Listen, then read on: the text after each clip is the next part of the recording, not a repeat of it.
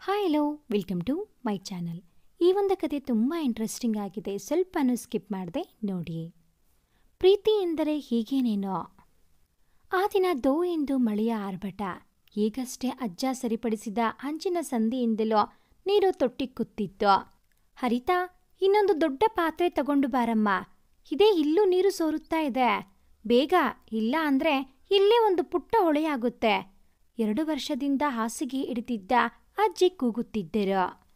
ಬಂದೆ ಅಜ್ಜಮ್ಮ ಎನ್ನುತ್ತಾ ತನ್ನ ಮಧುರ ಮುದ್ದಾದ ಧ್ವನಿಯಲ್ಲಿ ಕೂಗುತ್ತಾ ಪುಟ್ಟ ಪಾದಕ್ಕೆ ತೊಟ್ಟಿದ್ದ ಬೆಳ್ಳಿ ಗೆಜ್ಜೆಗಳನ್ನು ಜಣ್ ಜಣ್ ಎನಿಸುತ್ತಾ ಒಂದು ಕೈನಲ್ಲಿ ತನಗಿಂತ ಒಂಚೂರು ಉದ್ದವೇ ಇದ್ದ ಲಂಗವನ್ನು ಮೇಲೆತ್ತಿ ಹಿಡಿದು ಇನ್ನೊಂದು ಕೈನಿಂದ ಪಾತ್ರ ಹಿಡಿದು ಓಡಿ ಬರುತ್ತಿದ್ದಳು ಕಪ್ಪು ಕಂಗಳು ಗುಂಡು ಮುಖದ ಚೆಲುವೆ ಹರಿತಾ. ಓಡಬೇಡವೇ ಮುದ್ದಮ್ಮ, ಕಾಲು ಜಾರಿತು, ಅಜ್ಜ ಎಚ್ಚರಿಸಿದರು.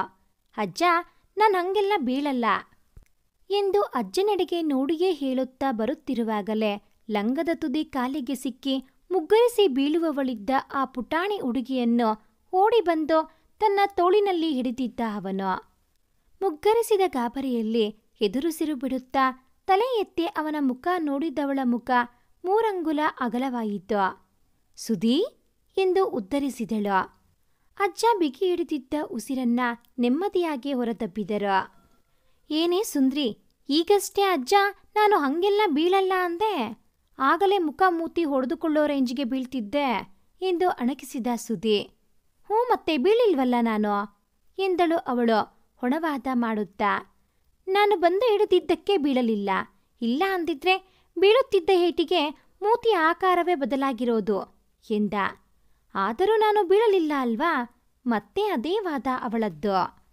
ಹೌದಮ್ಮ, ನೀನು ಬೀಳಲಿಲ್ಲ, ಹೋಗಿ ಹೋಗಿ ನಿನ್ನತ್ರ ವಾದ ಮಾಡ್ತೀನಿ ನೋಡು, ನನಗೆ ಬುದ್ಧಿ ಇಲ್ಲ ಎಂದು ಕೈ ಎತ್ತಿ ಮುಗಿದು ಬಿಟ್ಟ. ಅವರಿಬ್ಬರ ಹುಸಿ ಜಗಳ ನೋಡಿ ಹತ್ತಿರ ಬಂದ ಅಜ್ಜ ಸುಧಿ ಹೆಗಲನ್ನು ಬಳಸಿ, ಸಾಕು ಸಾಕು, ಬಂದಿದ್ದೇ ಜಗಳ ಶುರು ಮಾಡಬೇಡಿ. ಒಬ್ಬನೇ ಬಂದ್ಯಾ ಸುಧಿ, ಅಪ್ಪ ಅಮ್ಮ ಬಂದಿಲ್ವಾ? ಮಳೆ ತುಂಬ ಜೋರಿತ್ತು ಎಂದು ಮಾತನಾಡುತ್ತಾ ಹೊರಟಿದ್ದರೆ ಅವರ ಹಿಂದೆ ಮತ್ತೆ ತನ್ನ ಲಂಗವನ್ನು 2 ಕೈನಿಂದ ಎತ್ತಿ ಹಿಡಿದು ತನ್ನ ಎತ್ತರಕ್ಕೆ ಎತ್ತರವೇ ಆದ ಮೆಟ್ಟಲುಗಳನ್ನು ಕಷ್ಟಪಟ್ಟು ಏರುತ್ತಾ ಬರುತ್ತಿದ್ದಳು ಹರಿತಾ. ಅವಳ ಕಡೆ ತಿರುಗಿದ ಸುಧಿ ಅವಳ ಲಂಗವನ್ನು ಒಪ್ಪವಾಗಿ ಕಟ್ಟುತ್ತಾ, ಇಲ್ಲ ಅಜ್ಜ, ಅಪ್ಪ ಅಮ್ಮನೂ ಬರ್ತಾ ಇದ್ದಾರೆ, ನಾನು ನಿಮ್ಮನ್ನೆಲ್ಲ ನೋಡಬೇಕು ಅಂತ ಬೇಗ ಓಡಿ ಬಂದು ಬಿಟ್ಟೆ. ನಮ್ಮ ಊರಿನ ಕಡೆ ಮಳೆ ಇಲ್ಲ ಎಂದವನು, ಹೀಗೆ ಕಟ್ಟಿಕೊಂಡು ತಿರುಗು, ಇಲ್ಲ ಅಂದ್ರೆ ಪ್ರತಿ ಸಲ ನೀನು ಬೀಳೋವಾಗ ಹಿಡಿಯೋಕೆ ಈ ಸುದ್ದಿ ಇರಲ್ಲ ಎಂದು ಹರಿತಾಳನ್ನು ಉದ್ದೇಶಿಸಿ ಅವಳ ತಲೆಗೆ ಮುಟ್ಟಿಗೆ ಹೇಳಿ ಅಜ್ಜನೊಡನೆ ಮಾತನಾಡುತ್ತಾ ಹೊರಟ. ಸುಮಿತ್ರಾ, ಯಾರು ಬಂದಿದ್ದಾರೆ ನೋಡೆ, ನಿನ್ನ ಮೊಮ್ಮಗೆ ಬಂದಿದ್ದಾನೆ ಎನ್ನುತ್ತಾ ಅಜ್ಜಿ ಇದ್ದ ಕಡೆ ಅವನನ್ನು ಕರೆದುಕೊಂಡು ಬಂದರು ಅಜ್ಜ. ಅಜ್ಜಿಗಂತೂ ಅಚಾನಕ್ಕಾಗಿ ಭೇಟಿ ನೀಡಿದ ಮೊಮ್ಮಗನನ್ನು ನೋಡಿ ಖುಷಿಯೋ ಖುಷಿಯೇ. ಅಜ್ಜಿಯೊಂದಿಗೆ ಕುಶಲೋಪರಿ ಮಾತನಾಡುತ್ತಿರುವಾಗಲೇ ಸೌಭಾಗ್ಯ ಹಾಗೂ ಅವಳ ಪತಿ ಚಂದ್ರುವಿನ ಆಗಮನವಾಯಿತು. ಮನೆ ತುಂಬ ಹೊಸ ಕಳೆ. ಹರಿತಾಗಂತೂ ಅತ್ತೆಯನ್ನು ನೋಡಿದ್ದೇ ಒಂದು ಹಬ್ಬ. ಅವಳನ್ನು ಎತ್ತಿಕೊಂಡೇ ಹೊಳಬಂದಳು ಸೌಭಾಗ್ಯ. ಅಮ್ಮ, ಅವಳೇನು ಚಿಕ್ಕ ಮಗು ಅಲ್ಲ, ಹೇಗಿದ್ದಾಳೆ ನೋಡು, ತಿಂದು ತಿಂದು ಡುಮ್ಮಿ ಆಗಿದ್ದಾಳೆ, ನಿನ್ನ ಕೈ ನೋವು ಬರುತ್ತೆ ಅಷ್ಟೇ ಎಂದು ಅವಳ ಕಾಲೆಳೆದ ಸುಧಿ. ನೋಡಿ ಅತ್ತೆ, ಸುಧಿ ಹೇಗೆ ಹೇಳ್ತಾನೆ ಎಂದು ರಾಗ ಹೇಳಿದಳು ಹರಿತಾ. ಅವಳು ಎಷ್ಟೇ ದೊಡ್ಡವಳಾದರೋ ನನಗೆ ಚಿಕ್ಕ ಹುಡುಗಿನೇ, ನೀನು ಸುಮ್ಮನೆ ಅವಳಿಗೆ ಕೀಟಲೆ ಮಾಡಬೇಡ ಎಂದು ಅವಳ ಬೆಣ್ಣೆಯಂತಹ ಕೋಮಲ ಗಲ್ಲಕ್ಕೆ ಹೂ ಮುತ್ತಿಟ್ಟಿದ್ದೆ ಸುದ್ದಿ ಎಡೆಗೆ ನೋಡಿ ನಾಲಿಗೆ ಹೊರಚಾಚಿ ಅಣಕಿಸಿದಳು ಅವನ ಸುಂದ್ರಿ. ಸುಧಿ ನಿನ್ನ ಭಾವ, ಅವನನ್ನ ಹಾಗೆಲ್ಲ ಹೆಸರಿಡಿದು ಕರೆಯಬಾರದೆ, ನಿನಗಿಂತ ದೊಡ್ಡವನು ಅವನು, ಎಷ್ಟು ಸಲ ಹೇಳಿದ್ದೀನಿ ನಿನಗೆ? ಸಣ್ಣದಾಗಿ ಗದರಿದರು ಸುಮಿತ್ರಮ್ಮ. ಕರೀಲಿ ಬಿಡಮ್ಮ, ಇವಳೇನು ಕರೆದರೂ ಅವನಿಗೇನು ತೊಂದರೆ ಇಲ್ಲ ಎಂದ ಸೌಭಾಗ್ಯ ಕುಶಲೋಪರಿಯ ಮಾತಾದ ಮೇಲೆ ಈ ದಿನ ತಂದೆಗೆ ಅಡಿಗೆ ಮಾಡುವ ಕೆಲಸ ನೀಡದೆ ತಾವೇ ಅಡಿಗೆ ಮನೆ ಕಡೆ ನಡೆದರು. ಅವರ ಸೆರೆಗಿಡಿದು ಹೊರಟಳು ಹರಿತಾ. ವಿಶ್ವನಾಥರು ಚಂದ್ರು ಅದು ಇದು ಮಾತನಾಡುತ್ತಾ ಕುಳಿತಿದ್ದರೆ ಸುಧಿ ಅಡಿಗೆ ಮನೆ ಒಳಗೆ ಬಂದ. ಅಲ್ಲೇ ಮತ್ತೆ ಅವರಿಬ್ಬರ ಕಿತ್ತಾಟ ಪ್ರಾರಂಭವಾಗಿತ್ತು. ಅವನು ಸೊರೆಕಾಯಿಂದ ಅವಳಿಗೆ ಹೊಡೆದರೆ ಅವಳು ಬಿಡದೆ ಸೊಟ್ಟಗ ಹಿಡಿದು ಮಹಾಕಾಳಿ ಆಗಿದ್ದಳು. ಇಡೀ ಮನೆ ತುಂಬ ಓಡಿ ಅವಳಿಂದ ತಪ್ಪಿಸಿಕೊಳ್ಳತೊಡಗಿದ್ದ. ಕೊನೆಗೆ ಪ್ರತಿಸಲದಂತೆ ಅವಳು ಅಳುಮುಖ ಮಾಡಿದಾಗ ತಾನೇ ಸೋತು ಅವಳನ್ನ ಹೊತ್ತುಕೊಂಡೇ ಅಡುಗೆ ಮನೆಗೆ ಕರೆತಂದ. ಸುಧಿ, ಆಗೆಲ್ಲ ಅವಳನ್ನು ಹೊತ್ತುಕೊಂಡು ತಿರುಗಬೇಡ, ಇಳಿಸು ಕೆಳಗೆ ಎಂದು ಎಚ್ಚರಿಸಿದರು ಸೌಭಾಗ್ಯ. ತಾಯಿಯ ಮಾತಿನ ಸೂಕ್ಷ್ಮ ತಿಳಿದವನಂತೆ ಸುಮ್ಮನೆ ಅವಳನ್ನು ಕೆಳಗಿಳಿಸಿದ. ಬಹಳ ದಿನಗಳ ಮೇಲೆ ಮಗಳ ಕೈರುಚಿ ಸವಿದರು ಅಜ್ಜ ಅಜ್ಜಿ. ಆದರೆ ಮಗಳು ಹೇಳದೆ ಕೇಳದೆ ಅಚಾನಕ್ಕಾಗಿ ಬಂದಿದ್ದು ಮಾತ್ರ ಅವರಿಗೆ ಕಾರಣ ತಿಳಿದಿರಲಿಲ್ಲ. ಊಟವಾದ ಮೇಲೆ ಅಡುಗೆ ಮನೆಯ ಕೆಲಸವನ್ನು ಮುಗಿಸಿ ಹೊರಬಂದ ಸೌಭಾಗ್ಯ ಅವರು ತಾಯಿಯ ಕೋಣೆಗೆ ತೆರಳಿ ಗಂಡ ಹಾಗೂ ತಂದೆಯನ್ನು ಕರೆದು ಸುಧಿ ಹರಿತಾಳನ್ನು ಹೊರಗಡೆ ಆಟ ಆಡಲು ಹೇಳಿ ಕಳುಹಿಸಿದರು. ಅಪ್ಪ ಅಮ್ಮ, ನಿಮ್ಮ ಬಳಿ ಮುಖ್ಯವಾದ ವಿಷಯ ಮಾತನಾಡುವುದಿತ್ತು ಎಂದು ಪೀಠಿಕೆ ಹಾಕುತ್ತಿದ್ದ ಮಗಳನ್ನು ನೋಡಿ, ಹೇಳಮ್ಮ, ಸಂಕೋಚ ಪಟ್ಕೋಬೇಡ. ನೀನು ವಿಷಯ ತಿಳಿಸದೆ ಗಡಿಬಿಡಿಯಲ್ಲಿ ಬಂದಾಗಲೇ ಅನುಮಾನವಿತ್ತು. ಏನೋ ಗಂಭೀರವಾದ ಸಮಾಚಾರ ಇದೆ ಎಂದು ವಿಶ್ವನಾಥರು ಉತ್ತೇಜಿಸಿದರು.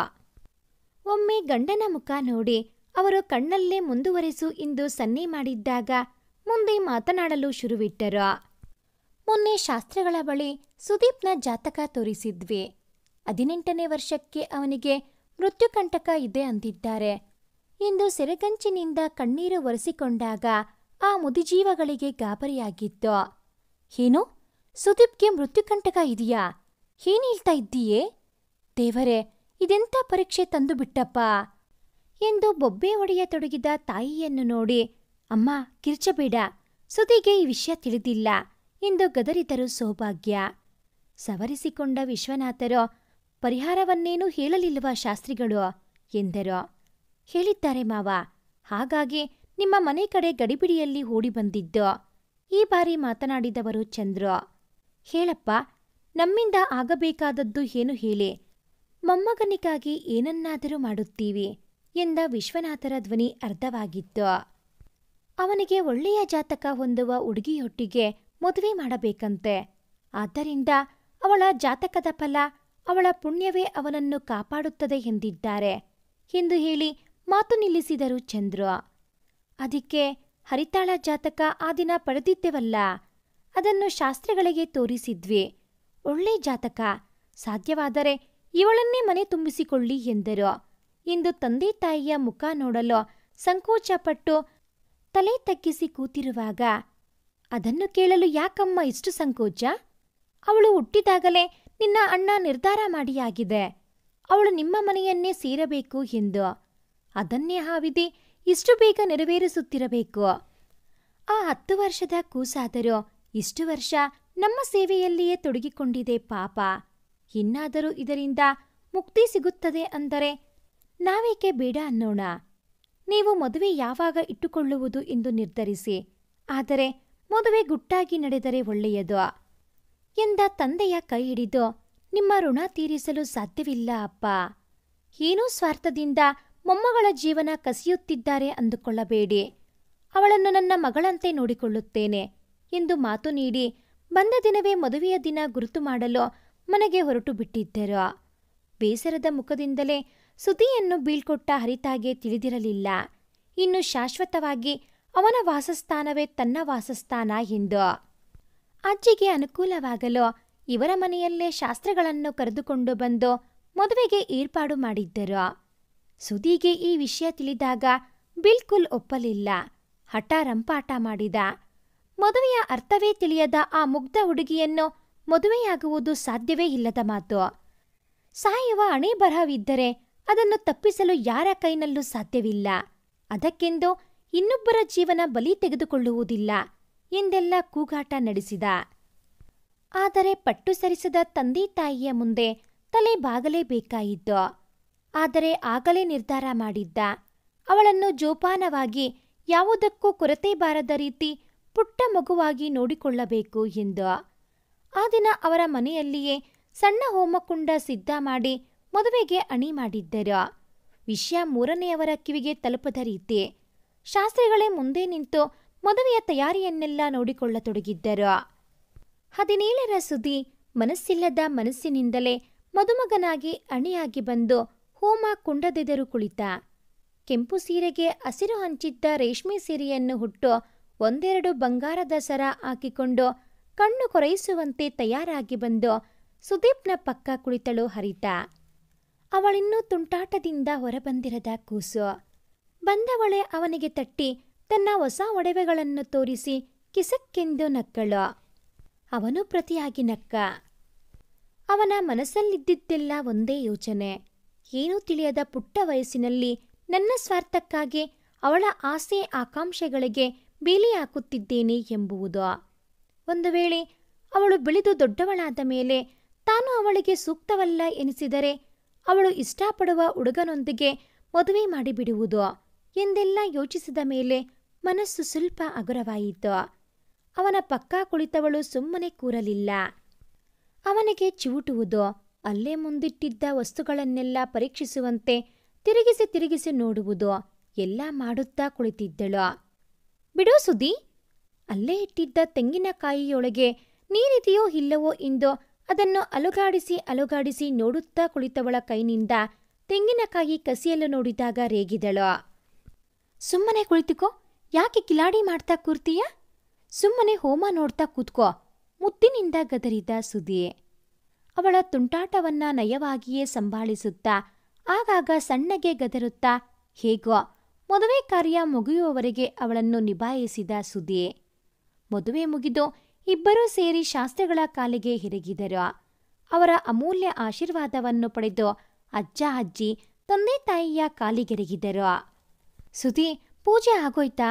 ಇಷ್ಟೇನಾ ಎಂದು ಅವನ ಬಳಿ ಕೇಳುತ್ತಿದ್ದ ಅವಳ ಮನದಾಸೆ ಅರಿತವನು, ಇಲ್ಲ, ಇನ್ನೂ ಶಾವಿಗೆ ಪಾಯಸ ತಿನ್ನುವುದು ಬಾಕಿ ಇದೆ ಎಂದಾಗ ಅವಳ ಉತ್ಸಾಹ ಇಮ್ಮಡಿಗೊಂಡಿತ್ತು. ಅಷ್ಟು ಭಾರವಾದ ಸೀರೆಯನ್ನು ಹೊತ್ತು ಹೇಗೇಗೋ ದಾಪುಗಾಲು ಹಾಕುತ್ತಾ ಅವರ ಹಿಂದೆ ನಡೆಯುತ್ತಿದ್ದರೆ ಅವನಿಗೆ ಒಂದೆಡೆ ನಗು, ಮತ್ತೊಂದೆಡೆ ಪಾಪಪ್ರಜ್ಞೆಯ ಭಾವನೆ ಮಿಶ್ರಣಗೊಂಡಿತ್ತು. ಭಾರವಾದ ಸೀರೆ ತೊಟ್ಟು ಸುಸ್ತಾದವಳು ಅತ್ತೆಯನ್ನ ಅದೆಷ್ಟು ಬಾರಿ ಕೇಳಿದ್ದಳೋ, ಅತ್ತೆ ಈಗ ಸೀರೆ ಬಿಚ್ಚಲಾ ಎಂದು. ಅಂತೂ ಊಟದ ಸಮಯಕ್ಕೆ ಸುದೀನೆ ಅವಳ ಅವಸ್ಥೆ ನೋಡಲಾಗದೆ ತಾಯಿಯ ಬಳಿ ಹೇಳಿ ಅವಳಿಗೆ ಸೀರೆ ತೆಗೆದು ಬೇರೆ ಬಟ್ಟೆ ಹಾಕುವಂತೆ ಹೇಳಿದಾಗ ಅವರಿಗೂ ಹೌದೆನಿಸಿತು. ಅತ್ತೆ, ಸುದಿಗೆ ಜಾಸ್ತಿ ದ್ರಾಕ್ಷಿ ಹಾಕಿದ್ದೀರಿ ಎಂದು ಪಾಯಸಕ್ಕೆ ಹಾಕಿದ ಒಣದ್ರಾಕ್ಷಿ ಸುದೀಪ್ನ ಬಾಳೆಯಲ್ಲಿ ಕಂಡ ಮುದ್ದು ಹರಿತಾ ಗಲಾಟೆ ಶುರು ಮಾಡಿದ್ದಳು. ಅಯ್ಯೋ, ಅದಕ್ಕೇನೆ, ಅವನಿಗಿಂತ ಜಾಸ್ತಿನೇ ನಿನಗೆ ಹಾಕ್ತೀನಿ ಎಂದು ಒಂದು ಸೊಟ್ಟಕದಷ್ಟು ತೆಗೆದು ಅವಳ ಬಾಳೆಗೆ ಹಾಕಿದಾಗಲೇ ಗಲಾಟೆ ನಿಂತಿದ್ದು. ಈಗಲಾದರೂ ಅವನ ಹೆಸರಿಡಿದು ಕರೆಯಬೇಡವೇ? ಅವನು ನಿನ್ನ ಗಂಡ ಎಂದು ಸುಮಿತ್ರಮ್ಮ ಹಳೆಯ ಸಂಪ್ರದಾಯ ಬಿಟ್ಟುಕೊಡದೆ ನುಡಿದಾಗ, ಸುಮ್ಮನಿರಮ್ಮ, ಅವಳಿಗೆ ಹೇಗೆ ಬೇಕೋ ಹಾಗೆ ಕರೆಯಲಿ, ನೀನು ಏನನ್ನೂ ಹೇಳಬೇಡ ಎಂದು ತಣ್ಣಗೆ ಗದರಿದರು ಸೌಭಾಗ್ಯ. ಆದರೆ ಅಜ್ಜಿ ಮಾತು ಕೇಳಿಸಿಕೊಂಡ ಹರಿತಾ, ಸುದಿ, ನಿಂಗೆ ಗಂಡ ಅಂತ ಕರೀಬೇಕಂತೆ, ಸುದಿಗಂಡ ಎಂದು ಹೇಳಿ ಪಕ್ಕಪಕ್ಕನೆ ನಕ್ಕಳು. ಅವಳ ವರಸೆಗೆ ಎಲ್ಲರೂ ನಕ್ಕರೆ, ಅಜ್ಜಿ, ನೀನು ಅವಳಿಗೆ ಏನೇನೆಲ್ಲ ಹೇಳಿಕೊಡಬೇಡ. ಹೇ ಸುಂದ್ರಿ, ನೀ ನನಗೆ ಸುದಿ ಅಂತಾನೆ ಕರೆದರೆ ಸಾಕು. ಹಿಂದೆ ಮುಂದೆ ಗಂಡ ಪಿಂಡ ಅಂತೆಲ್ಲ ಸೇರಿಸಿದರೆ ಒದೆ ಬೀಳುತ್ತೆ ನಿನಗೆ ಎಂದು ತಮಾಷೆಯಾಗಿ ಗದರಿದ ಸುದಿ. ಅಜ್ಜಾನು ಹೌದೆಂದು ತಲೆ ಆಡಿಸಿದರು. ಅವರು ಮೊದಲೇ ಒಪ್ಪಂದ ಮಾಡಿಕೊಂಡಂತೆ 2 ದಿನದ ನಂತರ ಹರಿತಾಳನ್ನು ಅಲ್ಲೇ ಬಿಟ್ಟು ಊರಿಗೆ ಹೊರಟಿದ್ದರು. ಅಜ್ಜ ಅಜ್ಜಿ ಹರಿತಾಳ ಬಳಿ ಯಾವ್ಯಾವುದೋ ವ್ರತಗಳನ್ನೆಲ್ಲ ಮಾಡಿಸಿದರು. ಅವಳು ಸುದಿಗೋಸ್ಕರ ಎಂದಾಗ ಏನೂ ತಕರಾರು ತೆಗೆಯದೆ ಶ್ರದ್ಧೆಯಿಂದಲೇ ಮಾಡುತ್ತಿದ್ದಳು. ಸುದಿಯ ಓದು ಒಳ್ಳೆಯ ರೀತಿಯಲ್ಲೇ ಸಾಗುತ್ತಿತ್ತು. PUC 2ನೇ ವರ್ಷವನ್ನು ಉತ್ತಮ ಅಂಕಗಳೊಂದಿಗೆ ಮುಗಿಸಿದವನು ಮುಂದಿನ ವಿದ್ಯಾಭ್ಯಾಸಕ್ಕಾಗಿ ಹೊರಗಡೆ ಹೋಗಬೇಕಾಗಿತ್ತು. ಪ್ರತಿ ವರ್ಷದಂತೆ ಈ ವರ್ಷ ರಜೆಯಲ್ಲೂ ಅಜ್ಜನ ಮನೆ ಕಡೆ ಓಡಿದ್ದ. ಈ ಬಾರಿ ಸ್ವಾಗತಿಸಿದವಳು ತಾನು ತೊಡಿಸಿದ ಮಾಂಗಲ್ಯ ಸರವನ್ನು ಕುತ್ತಿಗೆಯಲ್ಲಿ ಜೋತು ಬಿಟ್ಟು ಓಡಿ ಬರುತ್ತಿದ್ದ ಹೆಂಡತಿ ಎನ್ನಲು ಅವನ ಮನಸ್ಸು ಒಪ್ಪುತ್ತಿರಲಿಲ್ಲ. ಅವಳಿಗೆ ತಿಳುವಳಿಕೆ ಬಂದು ಅವಳು ತನ್ನನ್ನು ಗಂಡ ಎಂದು ಒಪ್ಪುವವರೆಗೂ ಆ ಯೋಚನೆಗೆ ಕಡಿವಾಣ ಹಾಕಿದ್ದ. ಒಂದೆಳ್ಳೆಯ ಚಿನ್ನದ ಸರಕ್ಕೆ ತಾಳಿಯನ್ನು ಹಾಕಿಸಿ ಅವಳ ಕುತ್ತಿಗೆಗೆ ಹಾಕಿದ್ದರು, ನೋಡುವವರಿಗೆ ತಿಳಿಯಬಾರದು ಎಂದು. ಅವನು ಹೋದ ಮಾರನೆಯ ದಿನವೇ ಬೆಳಗ್ಗೆ ಸೂರ್ಯೋದಯ ಕಾಲದಲ್ಲಿ ಅಜ್ಜಿ ಕೊನೆ ಉಸಿರೆಳೆದರು. ಅಜ್ಜಿಯ ಪಕ್ಕ ಕುಳಿತು ಅಳುತ್ತಿದ್ದ ಹರಿತಾ ಮತ್ತು ಅಜ್ಜನನ್ನು ಸಮಾಧಾನಿಸುವ ಹೊಣೆ ಸುದೀಪ್ನ ಮೇಲೆ ಬಿದ್ದಿತ್ತು. ತಂದೆ ತಾಯಿಗೆ ವಿಷಯ ತಿಳಿಸಿದ. ಚಂದ್ರ ಅವರು ಬಂದ ಮೇಲೆ ಊರವರನ್ನೆಲ್ಲ ಸೇರಿಕೊಂಡು ಮುಂದಿನ ಕಾರ್ಯಕ್ಕೆ ತಯಾರಿ ನಡೆಸಿದ್ದರು. ಅಜ್ಜ ತೀರ್ಥಯಾತ್ರೆಗೆಂದು ಹೋಗುವ ತಮ್ಮ ನಿರ್ಧಾರ ಹೇಳಿ ಅಲ್ಲೇ ಹೆಂಡತಿಯ ಕಾರ್ಯಗಳನ್ನು ಮುಗಿಸುವುದಾಗಿಯೂ ಹೇಳಿದವರು. ಹರಿತಾಳ ಕೈಯನ್ನು ಸುದೀಪ್ನ ಕೈಯೊಳಗಿಟ್ಟು ಸೌಭಾಗ್ಯಳೆಡೆಗೆ ತಿರುಗಿ, ಅಲ್ಲಿಂದ ಬರುತ್ತೀನೋ ಇಲ್ಲವೋ ತಿಳಿದಿಲ್ಲ ಮಗಳೇ. ಇನ್ನು ಮೇಲೆ ಇವಳ ಸಂಪೂರ್ಣ ಜವಾಬ್ದಾರಿ ನಿಮ್ಮ ಹೆಗಲಿಗೆ ಹಾಕಿ ಹೋಗುತ್ತಿದ್ದೇನೆ. ನನಗೆ ಗೊತ್ತು ಅವಳನ್ನು ನೀವು ರಾಣಿಯಂತೆ ನೋಡಿಕೊಳ್ಳುತ್ತೀರಿ ಎಂದು. ಆದರೂ ಅವಳ ತಂದೆ ತಾಯಿ ಸ್ಥಾನದಲ್ಲಿ ನಿಂತು ಹೇಳುವುದು ನನ್ನ ಕರ್ತವ್ಯ. ಹಾಗಾಗಿ ಅವಳನ್ನು ಚೆನ್ನಾಗಿ ನೋಡಿಕೊಳ್ಳಿ. ತಪ್ಪೇನಾದರೂ ಅವಳಿಂದ ಜರುಗಿದರೆ ಅದನ್ನು ನಿಮ್ಮ ಹೊಟ್ಟೆಗೆ ಹಾಕಿಕೊಂಡು ಅವಳನ್ನು ಕ್ಷಮಿಸಿಬಿಡಿ ಎಂದಾಗ ಸೌಭಾಗ್ಯ, ಅಯ್ಯೋ ಇಂಥ ಮಾತೆಲ್ಲ ಯಾಕೆ ಅಪ್ಪ? ಅವಳು ನನಗೂ ಮಗಳಿದ್ದಂತೆ. ನೀವು ಯೋಚಿಸಬೇಡಿ. ಆರಾಮಾಗಿ ತೀರ್ಥಯಾತ್ರೆ ಮುಗಿಸಿಕೊಂಡು ನಮ್ಮ ಮನೆಗೆ ಬಂದು ಇರಬೇಕು ಎಂದು ಒತ್ತಾಯಿಸಿ ಅರೆ ಮನಸ್ಸಿನಿಂದಲೇ ತಂದೆಯನ್ನು ತೀರ್ಥಯಾತ್ರೆಗೆ ಕಳುಹಿಸಲು ಒಪ್ಪಿದರು. ಹರಿತಾಳನ್ನ ತಮ್ಮ ಮಡಿಲಲ್ಲಿ ಕೂರಿಸಿಕೊಂಡವರು, ಮುದ್ದಮ್ಮ, ಇನ್ನು ನೀನು ಅತ್ತೆ ಮನೆಯಲ್ಲಿ ಇರುತ್ತೀಯ. ಗಲಾಟೆ ಮಾಡದೆ ಅವರು ಹೇಳಿದ ಹಾಗೆ ಕೇಳಬೇಕು. ಜಾಣೆ ಅಲ್ವಾ? ಅವರಿಗೆ ಎದುರು ಮಾತಾಡಬಾರದು. ಇನ್ನು ಅದೇ ನಿನ್ನ ಮನೆ. ಸುಧಿಗೆ ಕಾಟ ಕೊಡಬೇಡ ಎಂದು ತಮಾಷೆಯಾಗಿ ಹೇಳಿ ಅವಳ ಕೆನ್ನೆಗೆ ಸಿಹಿ ಮುತ್ತಿಟ್ಟು ಸುಧಿಯನ್ನು ಒಮ್ಮೆ ತಬ್ಬಿ ಹೊರಟಿದ್ದರು. ಅಂದಿನಿಂದ ಹರಿತಾಳ ಜೀವನದ ಮತ್ತೊಂದು ಅಧ್ಯಾಯ ಶುರುವಾಗಿತ್ತು. ಅವರ ಮನೆಯಲ್ಲಿ ಹರಿತಾಗಂತೂ ಯಾವ ತಾಪಾತ್ರಯಗಳೂ ಇರಲಿಲ್ಲ. ತಾಯಿಯಂತೆ ಪ್ರೀತಿಸುವ ಅತ್ತೆ, ಕೇಳಿದ್ದನ್ನು ಕೊಡಿಸಿ ತಂದೆಯಂತೆ ಮುದ್ದುಗೈಯುವ ಮಾವ, ಒಳ್ಳೆಯ ಸ್ನೇಹಿತನಾಗಿ ಹಿತೈಷಿಯಾಗಿ ಕಾಣುವ ಗೆಳೆಯನಾಗಿ ಸುಧಿ, ಇದೇ ಅವಳ ಪ್ರಪಂಚವಾಯಿತು. ಸುಧಿ ದೂರದೂರಿನಲ್ಲಿ ಹಾಸ್ಟೆಲ್ನಲ್ಲಿ ಉಳಿದು ಪದವಿ ಓದುತ್ತಿದ್ದ. ರಜೆ ಇದ್ದಾಗ ಮನೆಗೆ ಬಂದಾಗಲೆಲ್ಲ 7ನೇ ತರಗತಿಗೆ ಹೋಗುತ್ತಿದ್ದ ಹರಿತಾಗೆ ತಾನೇ ಜಡೆ ಹಣಿದು ರಿಬ್ಬನ್ ಕಟ್ಟಿ ಅವಳ ಮುದ್ದು ಮುಖಕ್ಕೆ ದೃಷ್ಟಿ ತಾಕದಂತೆ ನಿಟಿಗೆ ತೆಗೆದು ಕಳಿಸುತ್ತಿದ್ದ. ಅವರಿಬ್ಬರ ಬಂದ ನೋಡಿ ಸೌಭಾಗ್ಯ ಚಂದ್ರು ಕೊನೆಯವರೆಗೂ ಈ ಜೋಡಿ ಹೀಗೆ ಇದ್ದು ಬಿಡಲಿ ಎಂದು ಪ್ರಾರ್ಥಿಸುತ್ತಿದ್ದರು.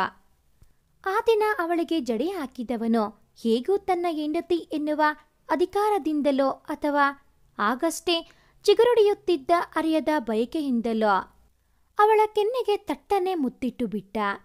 ಅವಳು ಪಕ್ಕಪಕ್ಕನೆ ನಕ್ಕು ಬಿಟ್ಟಳು. ಅವನ ಪುಣ್ಯಕ್ಕೆ ತಂದೆ ತಾಯಿ ಯಾರೂ ಅಲ್ಲಿರಲಿಲ್ಲ. ಅಷ್ಟೇ ವೇಗದಲ್ಲಿ ತನ್ನ ತಪ್ಪಿನ ಅರಿವಾಗಿ ತಲೆಗೆ ಹೊಡೆದುಕೊಂಡವನು, ಸುಂದ್ರಿ, ನಾನು ಮುತ್ತು ಕೊಟ್ಟಿದ್ದು ಯಾರಿಗೂ ಹೇಳಬೇಡ ಕಣೆ ಪ್ಲೀಸ್ ಎಂದು ಗೋಗರಿದಾಗ, ಯಾಕೆ ಎಂದಳು ಅಮಾಯಕಳಾಗಿ. ಯಾಕೆ ಅಂದ್ರೆ ಏನೂ ಇಲ್ಲ, ಹೇಳಬೇಡ ಅಷ್ಟೇ ಎಂದು ಗದರಿದಾಗ, ನಾನು ಹೇಳ್ತೀನಿ ಎಂದು ಹಠ ಹಿಡಿದು ಬಿಟ್ಟಳು ಹರಿತಾ. ಅಯ್ಯೋ ಹೇಳಬೇಡ ಕಣೆ ಪ್ಲೀಸ್, ಮುಂದಿನ ಸಲ ಬರುವಾಗ ನಿನಗೆ ಚಾಕ್ಲೇಟ್ ತಂದು ಕೊಡುತ್ತೀನಿ ಎಂದು ಪುಸಲಾಯಿಸಿದ ಸುಧಿ. ಅಂದಿನಿಂದ ಒಮ್ಮೆಯೂ ಅವಳೆಡೆಗೆ ಆಸೆಯಿಂದ ನೋಡಲಿಲ್ಲ. ಮತ್ತೆ ತಪ್ಪನ್ನು ಮರುಕಳಿಸದಂತೆ ನೋಡಿಕೊಂಡ. ವರ್ಷಗಳು ದಿನಗಳು ಉರುಳಿದಂತೆ ಹುರುಳಿ ಹರಿತಾ 9ನೇ ತರಗತಿಗೆ ಬಂದಾಗ ಮೈ ನೆರೆದಿದ್ದಳು. ಈ ಬಾರಿ ತಾನು ಬಂದಾಗ ಎಂದಿಗಿಂತ ಭಿನ್ನವಾಗಿ ಮತ್ತು ಸೌಂದರ್ಯವತಿಯಾಗಿ ಗೋಚರಿಸಿದಳು ಹರಿತಾ. ಯಾವ ಹುಡುಗನಾದರೋ ಒಮ್ಮೆ ನೋಡಿದರೆ ಪದೇ ಪದೇ ತಿರುಗಿ ನೋಡುವಂತ ರೂಪು ಅವಳದ್ದು. ಈ ಬಾರಿ ಎಂದಿನಂತೆ ಸರಾಗವಾಗಿ ಸುಧಿಯ ಬಳಿ ಮಾತನಾಡಲು ನಾಚಿಕೆ ಎಂಬ ಪದ ಅಡ್ಡ ಬರುತ್ತಿತ್ತು ಅವಳಿಗೆ. ಆದಷ್ಟು ಅವನ ಕಣ್ಣು ತಪ್ಪಿಸಿ ಓಡಾಡುತ್ತಿದ್ದಳು. ಆದರೆ ಅವನು ಬಿಡಬೇಕಲ್ಲ. ಅವಳ ಹಿಂದೆಯೇ ಹೋಗಿ ಕೀಟಲೆ ಕೊಡುವುದನ್ನು ನಿಲ್ಲಿಸಿರಲಿಲ್ಲ. ಹೇ ಸುಂದ್ರಿ, ನನ್ನ ಕಣ್ಣು ತಪ್ಪಿಸಿಯೇ ಓಡಾಡ್ತೀಯೇನೆ ಎಂದು ನಾಟಕೀಯವಾಗಿ ಗದರುತ್ತಿದ್ದ. ಅವನಿಗಿನ್ನೂ ಅವಳು ಚಿಕ್ಕ ಹುಡುಗಿಯೇ. ರಾಸಾಯನಶಾಸ್ತ್ರ ವಿಭಾಗದಲ್ಲಿ ಮಾಸ್ಟರ್ಸ್ ಮಾಡಿ ನಂತರ PH ಮಾಡಬೇಕು ಎನ್ನುವುದು ಅವನ ಬಯಕೆ. ಅವನ ಆಸೆಗೆ ತಂದೆ ತಾಯಿ ಇಬ್ಬರೂ ನೀರೆರೆದರು. ಅವನು PhD ಮೊದಲ ವರ್ಷದಲ್ಲಿದ್ದಾಗ ಹರಿತಾ PUC ಸೇರಿದ್ದಳು. ಆಗಿಂದ ಅವಳ ಮೇಲೆ ವಿಕಾಸ್ನ ಕಣ್ಣು ಬಿದ್ದಿತ್ತು. ವಿಕಾಸ್ ಚಂದ್ರು ಅವರ ದೂರದ ಸಂಬಂಧಿ. ಅಂದಿನವರೆಗೂ ಏನಾದರೂ ಹಬ್ಬಗಳಿಗೆ ಮಾತ್ರ ಅವರ ಮನೆಗೆ ಹೋಗುತ್ತಿದ್ದವನು ಈಗೀಗ ಸಣ್ಣ ಪುಟ್ಟ ನೆಪ ಹುಡುಕಿಕೊಂಡು ಬರತೊಡಗಿದ್ದ.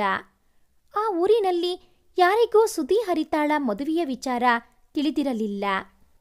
ಅವಳಿಗೆ ಯಾರೂ ಇಲ್ಲದ್ದರಿಂದ ಮನೆಯಲ್ಲಿ ತಂದಿಟ್ಟುಕೊಂಡಿದ್ದಾರೆ ಎಂದೇ ಭಾವಿಸಿದ್ದರು. ಅವನ ವಕ್ರದೃಷ್ಟಿ ಸೌಭಾಗ್ಯ ಚಂದ್ರು ಅವರಿಗೆ ಅರ್ಥವಾಗದಿದ್ದರೂ ಹರಿತಾಗೆ ಅರ್ಥವಾಗುತ್ತಿತ್ತು. ಆದಷ್ಟು ಅವನು ಮನೆಗೆ ಬಂದಾಗ ತನ್ನ ಕೋಣೆಯಿಂದ ಹೊರಬರುತ್ತಲೇ ಇರಲಿಲ್ಲ. ಆದರೂ ಕಾಲೇಜ್ಗೆ ಹೋಗುವಾಗ ಕಂಡಾಗಲೋ ಏನೇನನ್ನೋ ಹೇಳಿ ಅವಳನ್ನು ಕೆಣಕುತ್ತಿದ್ದ.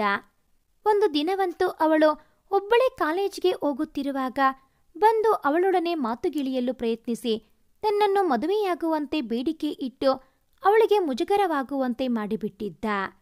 ಆ ದಿನ ಎಷ್ಟು ಕಣ್ಣೀರು ಹಾಕಿದ್ದಳೋ ಅವಳಿಗೆ ತಿಳಿದಿಲ್ಲ. ಅತ್ತೆ ಮಾವನ ಬಳಿ ಚೆನ್ನಾಗಿಯೇ ಪುಸಲಾಯಿಸಿ ಮಾತನಾಡುವವನ ನಿಜವಾದ ಬಣ್ಣ ಅವರಿಗೆ ತಿಳಿದಿರಲಿಲ್ಲ. ಹಾಗಾಗಿ ಅವನ ಬಗ್ಗೆ ಹೇಳಿಕೊಳ್ಳಲು ಅವಳಿಗೇನೋ ಹಿಂಜರಿಕೆ.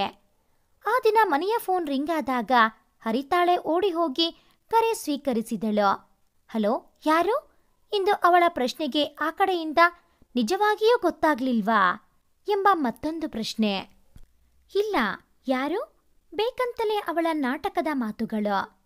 ನಾನು ಸುದಿ ಅಂತ, ಸೌಭಾಗ್ಯ ಅವರ ಏಕೈಕ ಪುತ್ರ, ಚಂದ್ರು ಅವರ ಏಕೈಕ ವಂಶೋದ್ಧಾರಕ, ಮತ್ತೆ ಹರಿತಾಳ ಏಕೈಕ ಗ ಎಂದು ತಡೆದವನು ಗೆಳೆಯ ಎಂದು ಸರಿಪಡಿಸಿಕೊಂಡ. ಅವಳು ಒಮ್ಮೆ ತಡೆ ಹಿಡಿದ ನಗುವನ್ನೆಲ್ಲ ಹೊರ ಹಾಕಿದಳು. ಸುದಿ, ಯಾವಾಗ ಬರ್ತೀಯಾ? ಕ್ಷಮಿಸಿ, ಸುದಿಗಂಡ ಯಾವಾಗ ಬರ್ತೀರಾ ಎಂದು ತುಂಟತನದಿಂದ ಕೇಳಿದವಳನ್ನು ನೋಡಿ ಈಗಲೇ ಅವಳನ್ನು ನೋಡಬೇಕೆನ್ನುವ ಹಂಬಲ ಅವನಲ್ಲಿ. ನಿಮ್ಮ ಸುದ್ದಿಗಂಡ ಆಗಲೇ ಹೊರಟು ಬಸ್ ಪ್ರಯಾಣದಲ್ಲಿದ್ದಾರೆ ಎಂದು ಅವನು ಹೇಳಿದಾಗ ಅವಳಿಗೆ ಹೇಳಲಾಗದ ಸಂಭ್ರಮ. ಅವನನ್ನು ನೋಡಿ ಅವಳಿಗೆ ವರ್ಷವೇ ಕಳೆದಿತ್ತು. PhDಯ ಬ್ಯುಸಿ ಶೆಡ್ಯೂಲ್ನಲ್ಲಿ ಅವಳ ಜೊತೆ ಅವನಿಗೆ ಮಾತನಾಡಲಾಗುವುದು ಅಪರೂಪವೇ. ಸುದಿ, ನೀ ಬಂದಾಗ ನಿನ್ನ ಬಳಿ ತುಂಬ ಮಾತನಾಡಬೇಕು ಎಂದವಳ ಬಳಿ ಮಾತನಾಡುವುದು ಅಷ್ಟೇನಾ? ಕೊಟ್ಟು ತೆಗೆದುಕೊಳ್ಳುವ ವಿಚಾರವೇನೂ ಇಲ್ವಾ ಎಂದು ಕೀಟಲೆಯಾಗಿ ಕೇಳಿದವನ ಮಾತಿಗೆ ಅವಳ ಮುಖದ ಬಣ್ಣವೇ ಬದಲಾಗಿತ್ತು. ಅಷ್ಟರಲ್ಲೇ ಯಾರಮ್ಮ ಫೋನು ಎನ್ನುತ್ತಾ ಬಂದರು ಸೌಭಾಗ್ಯ.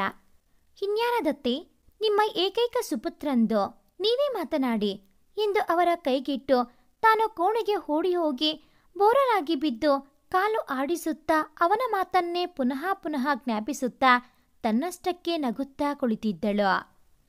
ತುಂಬ ಹೊತ್ತು ತನ್ನದೇ ಲೋಕದಲ್ಲಿ ಮುಳುಗಿದ್ದವಳು ಯೋಚನೆಯಿಂದ ಎಚ್ಚೆತ್ತು ಬಾಗಿಲ ಕಡೆ ತಿರುಗಿದಾಗ ವಿಕಾಸ್ ನಿಂತಿದ್ದ. ಕಾಲು ಆಡಿಸುತ್ತಾ ಮಲಗಿದ್ದವಳ ಮೊಣಕಾಲಿನವರೆಗೂ ಸರಿತಿದ್ದ ಲಂಗದಿಂದ ಸ್ಪಷ್ಟವಾಗಿ ಗೋಚರಿಸುತ್ತಿದ್ದ ದುಂಡನೆ ಬಾಳೆ ತಿಂಡಿನಂತಹ ನುಣುಪಾದ ಕಾಲುಗಳನ್ನು ಎವೆಹಿಕ್ಕದೆ ನೋಡುತ್ತಿದ್ದ ಅವನ ಪರಿ ಕಂಡು ಅವಳು ಒಮ್ಮೆಲೆ ಸಿಟ್ಟು ಮುಜುಗರದಿಂದ ಸರಿಯಾಗಿ ಕುಳಿತವಳು ಕೋಣೆಯಿಂದ ಹೋಗಬೇಕೆಂದರೂ ಅವನನ್ನು ಸರಿದೇ ಹೋಗಬೇಕಿತ್ತು.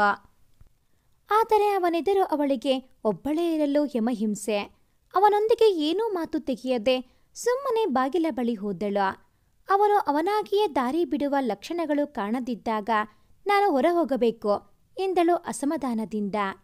ಬಾಗಿಲಿಂದ ಸ್ವಲ್ಪವೇ ಸರಿದವನು ಹೋಗಬಹುದು ಎನ್ನುವಂತೆ ಸನ್ನೆ ಮಾಡಿದ. ಅವಳು ಮುಖ ಕಿವುಚುತ್ತಲೇ ಅಲ್ಲಿಂದ ಸರಿದು ಹೋಗುವಾಗ ತೀರಾ ಹತ್ತಿರದಲ್ಲಿದ್ದ ಅವಳ ಮೃದು ಉದರದ ಮೇಲೆ ಅವನ ಒರಟಾದ ಕೈ ಹರಿದಾಡಿತ್ತು. ಬೆಚ್ಚಿದ ಹರಿತ ತಡಬಡಾಯಿಸಿಕೊಂಡು ಕಣ್ಣಲ್ಲಿ ನೀರು ತುಂಬಿಕೊಂಡು ಅಲ್ಲಿಂದ ಓಡಿದಂತೆ ಹೊರಬಿದ್ದಳು.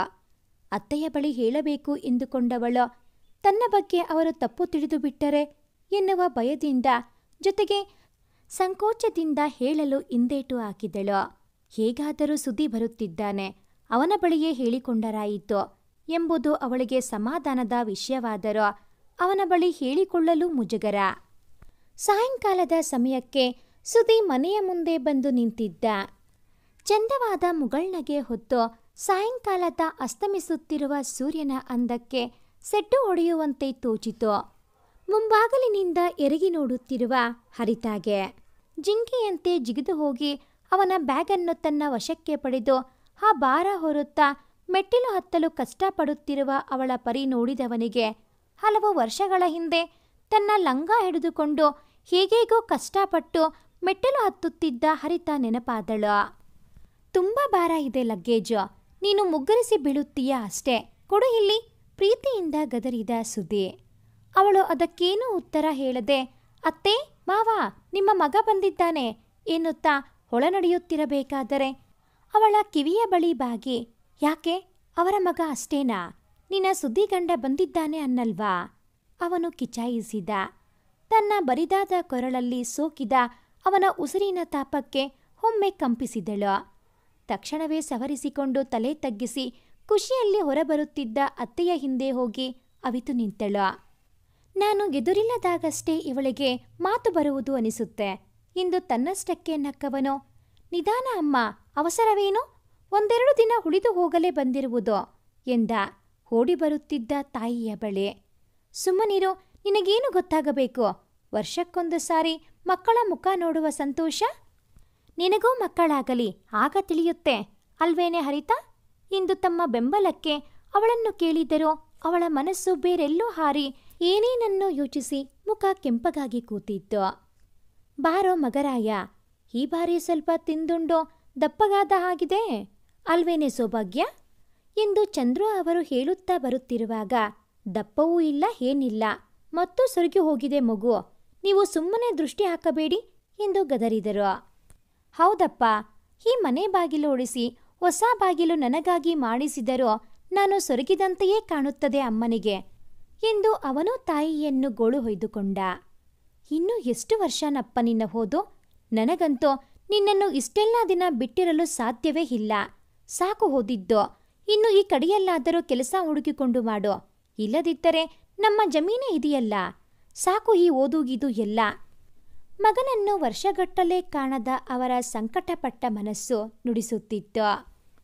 ಇನ್ನು 1 ವರ್ಷ ಅಷ್ಟೇ ಅಮ್ಮ, ಆಮೇಲೆ ನಿಮ್ಮೆಲ್ಲರ ಜೊತೆಗೆ ಇರ್ತೀನಿ ಎಂದು ಹೇಳಿ ಅಮ್ಮನ ಕೆನ್ನೆ ಹಿಂಡಿದ.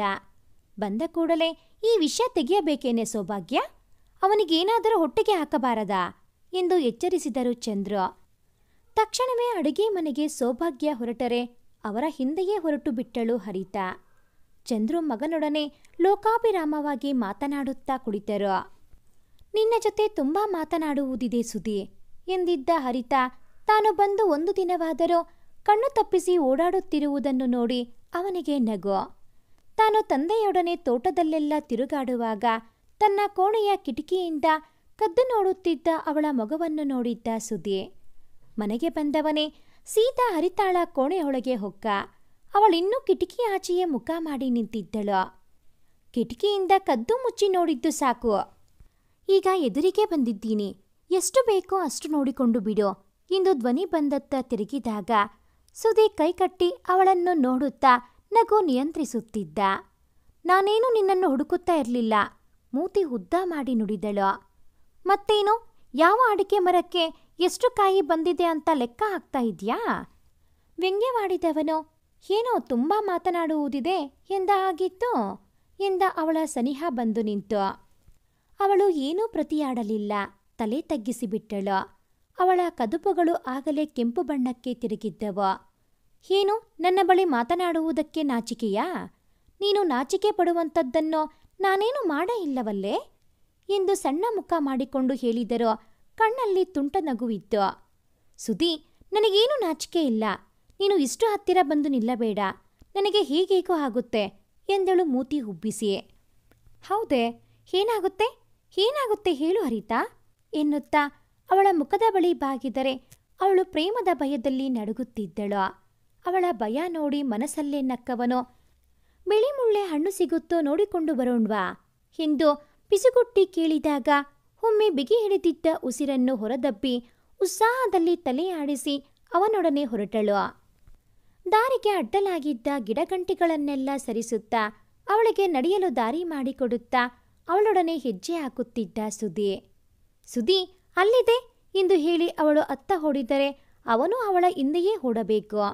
ಸ್ವಲ್ಪ ಸುತ್ತಿದ ನಂತರ ಸುಧಿಗೆ ಸುಸ್ತಾಗಿತ್ತು. ನೀನು ಬೇಕಾದಷ್ಟು ಕಿತ್ತುಕೊಂಡು ಬಾ, ನಾ ಇಲ್ಲೇ ಕೂತಿರ್ತೀನಿ ಎಂದು ಅಲ್ಲೇ ಕುಳಿತು ಬಿಟ್ಟ. ಆ ಹಣ್ಣಿಗಿಂತ ಇಷ್ಟವಾದ ಅವನ ಒಡನಾಟವನ್ನು ಬಿಟ್ಟು ಅವಳೆಲ್ಲಿ ಹೋದಾಳು? ತಾನು ಅವನ ಪಕ್ಕವೇ ಕುಳಿತು ಒಂದೊಂದೇ ಹಣ್ಣಿನ ರುಚಿ ನೋಡತೊಡಗಿದಳು. ಅಷ್ಟಾದರೂ ಅವಳು ಮಾತನಾಡುವ ಲಕ್ಷಣವೇ ಇಲ್ಲ. ಸುಧಿಗೆ ರೇಗಿತು. ನೀನು ಮಾತನಾಡುತ್ತೀಯ ಎಂದು ಇಲ್ಲಿಗೆ ಕರೆದುಕೊಂಡು ಬಂದರೆ ಇನ್ನೂ ಏನು ನಿನ್ನ ಈ ನಾಚಿಕೆ ಎಂದು ಗದರಿದ. ಅವಳು ನಕ್ಕು ಬಿಟ್ಟಳು. ನಾನು ಬೈದಿದ್ದು ನಿನಗೆ ಎಂದ ಅವನೇ. ಅದಕ್ಕೆ ನಗು ಬಂತು. ನಿನಗೆ ಬೈಯಲು ಬರುವುದಿಲ್ಲ ಎಂದು ಮತ್ತೆ ನಕ್ಕಳು. ಅವಳ ನಗುವಲ್ಲೇ ಕಳೆದು ಹೋಗಿದ್ದವನು ವಾಸ್ತವವನ್ನೇ ಮರೆತು ಅವಳ ಗುಂಡುಗಿನ ಕೆನ್ನೆಗೆ ಮುತ್ತಿಟ್ಟು ಬಿಟ್ಟ. ಅವಳ ನಗು ಒಮ್ಮೆಲೆ ಮಾಯವಾಗಿ ಮತ್ತೆ ಅದೇ ನಾಚಿಕೆ ಆವರಿಸಿತು. ಅವನಿಗೆ ತಿರುಗಿ ಕುಳಿತಳು. ತಕ್ಷಣವೇ ವಾಸ್ತವಕ್ಕೆ ಬಂದವನು, ಈ ನಾಚಿಕೆಗೊಂದು ಅರ್ಥವಿದೆ. ಆದರೆ ನನ್ನನ್ನು ನೋಡಿ ಸುಮ್ಮನೆ ನಾಚಿಕೆ ಪಡ್ತೀಯಲ್ಲ, ಅದಕ್ಕೆ ಅರ್ಥವಿಲ್ಲ ಎಂದು ಹೇಳಿದವನನ್ನು ಕುರಿತು, ಸುಧಿ, ನೀನೀಗೀಗ ಬಹಳ ತುಂಟನಾಗುತ್ತಿದ್ದೀಯಾ ಎಂದು ಹೇಳಿ ಮತ್ತಷ್ಟು ನಾಚಿಕೆಯಲ್ಲಿ ತಲೆ ತಗ್ಗಿಸಿದಳು. ಅವಳನ್ನು ನೋಡಿ ನಕ್ಕವನು, ಈ ಸುಧಿ ಅವನ ಸುಂದ್ರಿ ಎದುರು ಯಾವಾಗಲೂ ತುಂಟನೆ ಎಂದು ಅವಳನ್ನು ಹಿಂದೆಯಿಂದ ಬಳಸಿ ಹಿಡಿದು ಕುಳಿತ.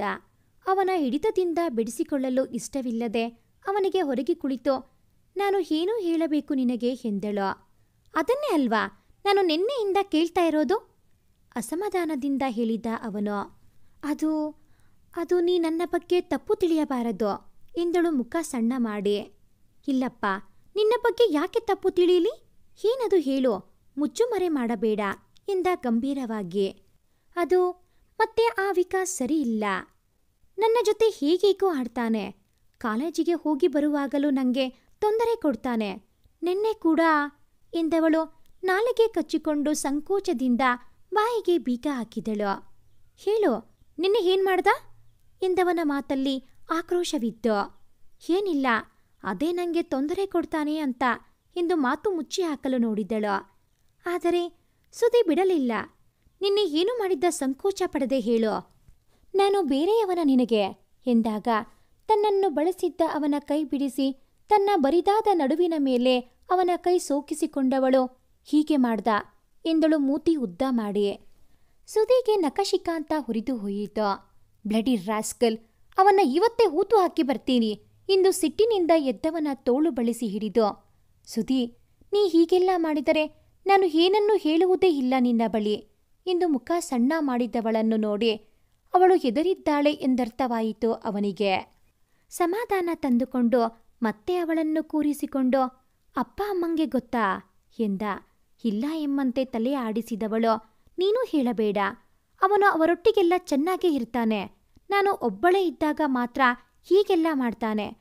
ಅವರು ನನ್ನ ಬಗ್ಗೆ ತಪ್ಪು ತಿಳಿದರೆ ಕಷ್ಟ ಎಂದಾಗ, ನಿನ್ನ ಬಗ್ಗೆ ಯಾರೂ ತಪ್ಪು ತಿಳಿಯುವುದಿಲ್ಲ ಮಾರಾಯಿತೆ. ನಾನಿಲ್ಲದಾಗ ಮತ್ತೆ ಯಾರ ಹತ್ತಿರ ಹೇಳಿಕೊಳ್ತೀಯ ನೀನು? ಅಮ್ಮನ ಬಳಿ ಹೇಳಿಕೋ, ಸಂಕೋಚ ಪಟ್ಕೋಬೇಡ. ಸರಿ, ನಾನು ಹೇಳಲ್ಲ ಅಪ್ಪ ಅಮ್ಮನ ಬಳಿ. ನೀನೇ ಮತ್ತೆ ಏನಾದರೂ ಅವನು ತೊಂದರೆ ಕೊಟ್ಟರೆ ಅಮ್ಮನ ಬಳಿ ಹೇಳಬೇಕು, ತಿಳಿಯಿತಾ ಎಂದು ಅವಳ ತಲೆಯನ್ನು ಆಪ್ಯಾಯತೆಯಿಂದ ಸವರಿದ. ಆದರೆ ರಕ್ತ ಕುದಿಯುತ್ತಲೇ ಇತ್ತು. ಅದು ವಿಕಾಸನಿಗೆ 4 ತದುಕುವವರೆಗೂ ಆರದ ಬಿಸಿ. ತನ್ನ ಸಿಟ್ಟನ್ನು ಅವಳೆದುರು ತೋರಿಸಿಕೊಳ್ಳದೆ ಮನೆಗೆ ಕರೆದುಕೊಂಡು ಹೊರಟ. ಆ ದಿನ ಅವಳ ಪಾಲಿಗೆ ಸುಂದರವಾಗಿ ಕಳೆದಿತ್ತು. ತನ್ನ ಮನಸ್ಸಿನ ತೊಳಲಾಟವನ್ನು ಸುದೀಪ್ನ ಬಳಿ ಹೇಳಿಕೊಂಡು ಅವಳು ನಿಶ್ಚಿಂತಳಾದಳು. ಆದರೆ ಸುಧಿ ವ್ಯಗ್ರನಾಗಿದ್ದ. ಮರುದಿನ ಹೀಗೆ ಊರ ಕಡೆ ಒಂದು ಸುತ್ತು ಹಾಕಿ ಬರುತ್ತೇನೆ ಎಂದು ಹೊರಟ. ಆದರೆ ಅವನು ಹೊರಟಿದ್ದು ವಿಕಾಸ್ನನ್ನು ಹುಡುಕಿಕೊಂಡು. ಮನೆಗೆ ವಾಪಸ್ಸಾದಾಗ ಅವನು ತೊಟ್ಟಿದ್ದ ಬಟ್ಟೆಯೆಲ್ಲ ಕೊಳೆ. ಕೈ ಮೇಲೆ ಸಣ್ಣ ಪುಟ್ಟ ಗಾಯವಾಗಿ ರಕ್ತ ಸುರಿದು ಅಲ್ಲೇ ಹೆಪ್ಪುಗಟ್ಟಿತ್ತು. ಅವನನ್ನು ನೋಡಿದ್ದೆ ಹರಿತ ಗಾಬರಿಯಲ್ಲಿ ಅತ್ತೆಯನ್ನು ಕೂಗಿದಳು. ಅವನು ಅವಳ ಬಳಿ ಸುಮ್ಮನಿರುವಂತೆ ಸನ್ನೆ ಮಾಡುತ್ತಿದ್ದರೂ ಅವಳು ಕರೆದಾಗಿತ್ತು. ಸುಧಿ, ಇದೇನು ಮಾಡಿಕೊಂಡೆಯೋ ಎಂದು ಬೊಬ್ಬೆ ಹೊಡೆಯುತ್ತಿದ್ದ ಹರಿತಾಳ ಜೊತೆ ತಾಯಿಯೂ ಸೇರಿಕೊಂಡಾಗ, ಏನಿಲ್ಲ, ಬೈಕಿನಲ್ಲಿ ಬರುವಾಗ ಬಿದ್ದೆ, ಅಷ್ಟಕ್ಕೆ ಏನೂ ಆಯಿತು ಎಂಬಂತೆ ಆಡ್ತಿರಲ್ಲ ಎಂದು ಅವರಿಗೆ ಗದರಿ ಸ್ನಾನಕ್ಕೆ ಹೋಗಿಬಿಟ್ಟ. ಅವರಿಬ್ಬರಿಗೆ ಅವನ ನಡೆ ವಿಚಿತ್ರ ಎನಿಸಿತು. ಆ ದಿನ ಮಧ್ಯಾಹ್ನ ಊಟಕ್ಕೆ ಕುಳಿತಾಗ ಪೀಟಿಗೆ ಏನೂ ಇಲ್ಲದೆ, ಅಮ್ಮ ಅಪ್ಪ, ಆ ವಿಕಾಸ್ನೊಡನೆ ಒಡನಾಟ ಅಷ್ಟೊಂದು ಇಟ್ಟುಕೋಬೇಡಿ ಎಂದ. ಹರಿತ ಗಾಬರಿಯಲ್ಲಿ ಅವನನ್ನು ನೋಡಿದಳು. ಯಾಕಪ್ಪ, ಏನಾಯಿತು ಎಂದರು ಚಂದ್ರು. ಹೆಣ್ಣು ಮಕ್ಕಳೊಡನೆ ಅವನ ನಡವಳಿಕೆ ಸರಿ ಇದ್ದಂತೆ ತೋರುವುದಿಲ್ಲ. ಇವತ್ತು ಊರ ಕಡೆ ಹೋಗಿದ್ದೇನಲ್ಲ, ಹಾಗನಿಸಿತ್ತು, ಅದಕ್ಕೆ ಹೇಳಿದೆ ಎಂದ. ಹರಿತ ಬಿಗಿ ಹಿಡಿದಿದ್ದ ಉಸಿರು ಹೊರಬಿಟ್ಟಳು. ಆದರೆ ಅವಳಿಗೆ ಅರ್ಥವಾಯಿತು ಅವನ ಮೈಮೇಲಿದ್ದ ಕೊಳೆ, ಗಾಯಗಳ ಒಳಮರ್ಮ. ಖಂಡಿತವಾಗಿಯೂ ವಿಕಾಸ್ನೊಂದಿಗೆ ಇವನು ಕಾದಾಟ ನಡೆಸಿದ್ದಾನೆ ಎಂದು ಅವಳ ಮನಸ್ಸು ಒತ್ತಿ ಒತ್ತಿ ಹೇಳಿತು.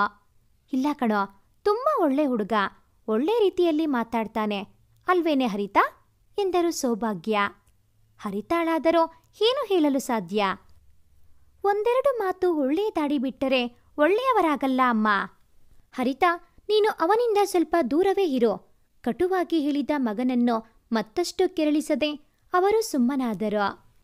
ಊಟ ಮುಗಿಸಿ ಅಂಗಾತಾಗಿ ಮಲಗಿ ಏನೋ ಗಹನವಾಗಿ ಯೋಚಿಸುತ್ತಿದ್ದ ಸುದೀಪ್ನ ಕೋಣೆಗೆ ಬಂದ ಹರಿತಾ ಅವನನ್ನು ಹುರಿಗಣ್ಣಿನಿಂದ ನೋಡಿದಳು.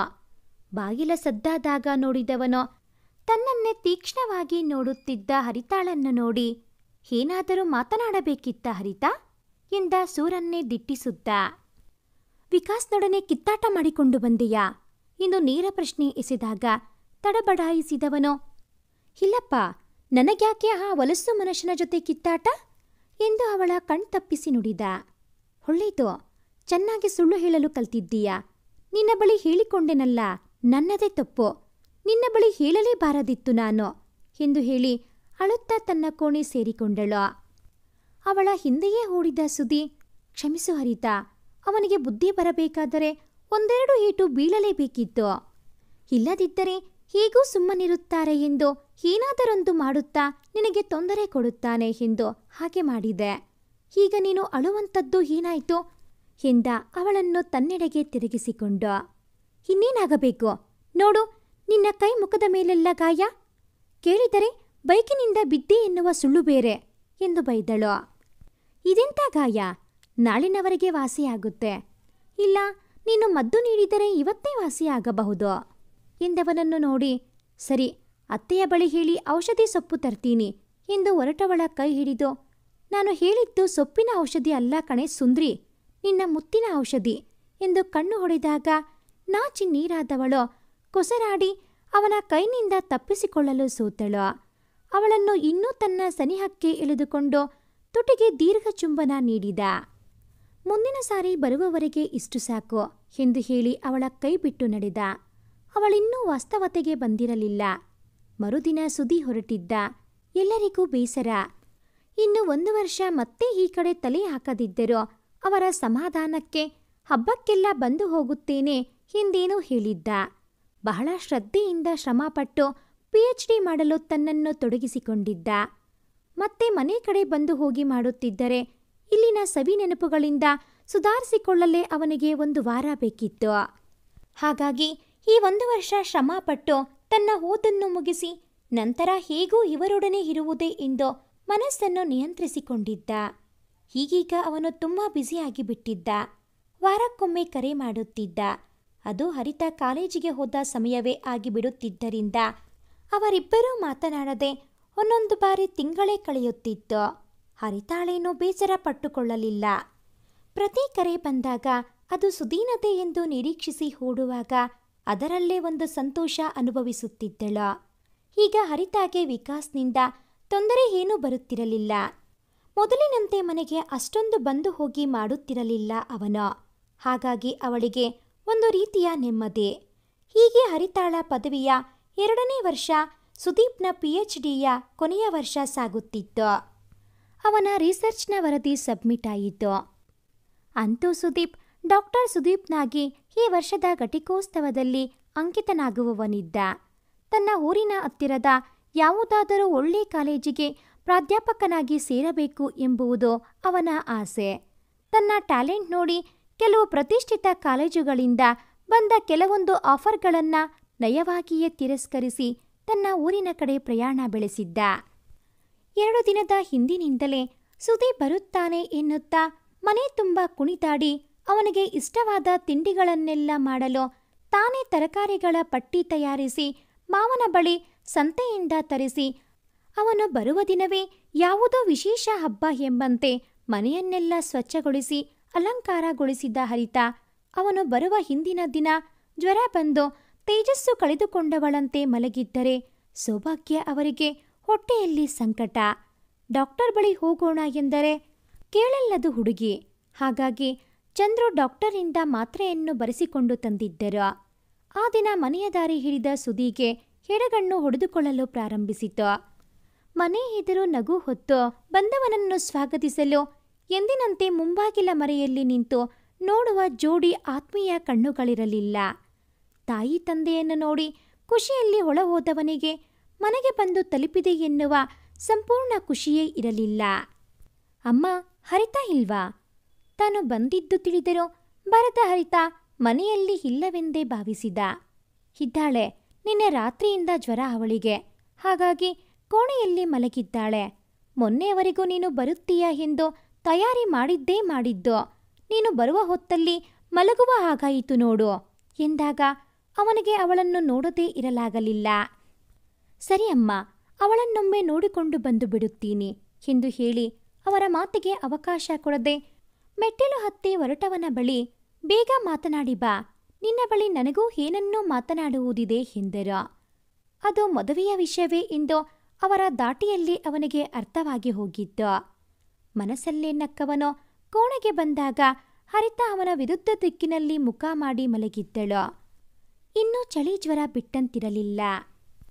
ಚಾದರ ಹಿಡಿದು ಸಣ್ಣಗೆ ನಡುಗುತ್ತಲೇ ಇದ್ದಳು. ತಾನು ಹೋಗಿ ಅವಳ ಪಕ್ಕ ಕುಳಿತು ತಲೆ ನೆವರಿಸಿದಾಗ ಬೆಚ್ಚಿ ಬಿದ್ದವಳನ್ನು ನೋಡಿ ನಕ್ಕವನು, ಸುದಿ ಗಂಡನ್ನ ಮಾತನಾಡಿಸಲ್ವೇನೆ ಸುಂದ್ರಿ ಎಂದ.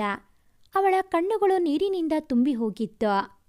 ಅಯ್ಯೋ, ಜ್ವರಕ್ಕೆಲ್ಲ ಅಳ್ತಾರಾ ಯಾರಾದ್ರೂ? ಕಡಿಮೆ ಆಗುತ್ತೆ, ನಾನು ಬಂದಿದ್ದೀನಲ್ಲ, ಬೇಗ ಕಡಿಮೆ ಆಗುತ್ತೆ, ರೆಸ್ಟ್ ಮಾಡು ಬರ್ತೀನಿ ಎಂದು ಹೇಳಿ ಕೆನ್ನೆ ತಟ್ಟಿ ಹೊರಬಿದ್ದ. ಆದರೂ ಅವಳ ನಡವಳಿಕೆ ಅವನಿಗೆ ಗಲಿಬಿಲಿ ಉಂಟು ಮಾಡಿತು. ತಾನೇ ಹೋದರೂ ಒಂದು ಮಾತು ಆಡಲಿಲ್ಲವಲ್ಲ ಎಂದುಕೊಂಡವನು, ಜ್ವರದ ಸುಸ್ತು ತುಂಬ ಇದ್ದಂತೆ ತೋರುತ್ತದೆ ಎಂದುಕೊಂಡು ಬಟ್ಟೆ ಬದಲಿಸಲು ಹೋದ. ಆದರೂ ಅವಳ ಕಣ್ಣು ಬೇರೇನನ್ನೂ ಹೇಳುತ್ತಿತ್ತು ಎಂಬುವುದು ಅವನಿಗೆ ಸ್ಪಷ್ಟ. ತಿಂಡಿ ತಿನ್ನುವಾಗ ತಾಯಿ ವಿಷಯ ಎತ್ತಿದರು. ಸುದಿ, ಆಗೇನೋ ನಿಮ್ಮಿಬ್ಬರ ಮದುವೆ ಹಾಗೇ ನಡೆದು ಹೋಯಿತು. ಈಗ ಮತ್ತೊಮ್ಮೆ ಎಲ್ಲರ ಸಮ್ಮುಖದಲ್ಲಿ ನಿಮ್ಮ ಮದುವೆಗೆ ಏರ್ಪಾಡು ಮಾಡಬೇಕೆಂದಿದ್ದೇವೆ. ನಿನಗೆ ಒಪ್ಪಿಗೆ ಇದೆಯಲ್ವಾ ಎಂದವರನ್ನ ನೋಡಿ, ನನ್ನ ಒಪ್ಪಿಗೆಗಿಂತ ಹರಿತಾಳ ಒಪ್ಪಿಗೆ ಮುಖ್ಯ ಅಮ್ಮ, ಅವಳು ಒಪ್ಪಿದ್ದಾಳಾ ಎಂದು ಪ್ರಬುದ್ಧನಾಗಿ ಹೇಳಿದ ಮಗನನ್ನು ನೋಡಿ ಗಂಡ ಹೆಂಡತಿ ಇಬ್ಬರಿಗೂ ತೃಪ್ತಿಯಾಗಿತ್ತು.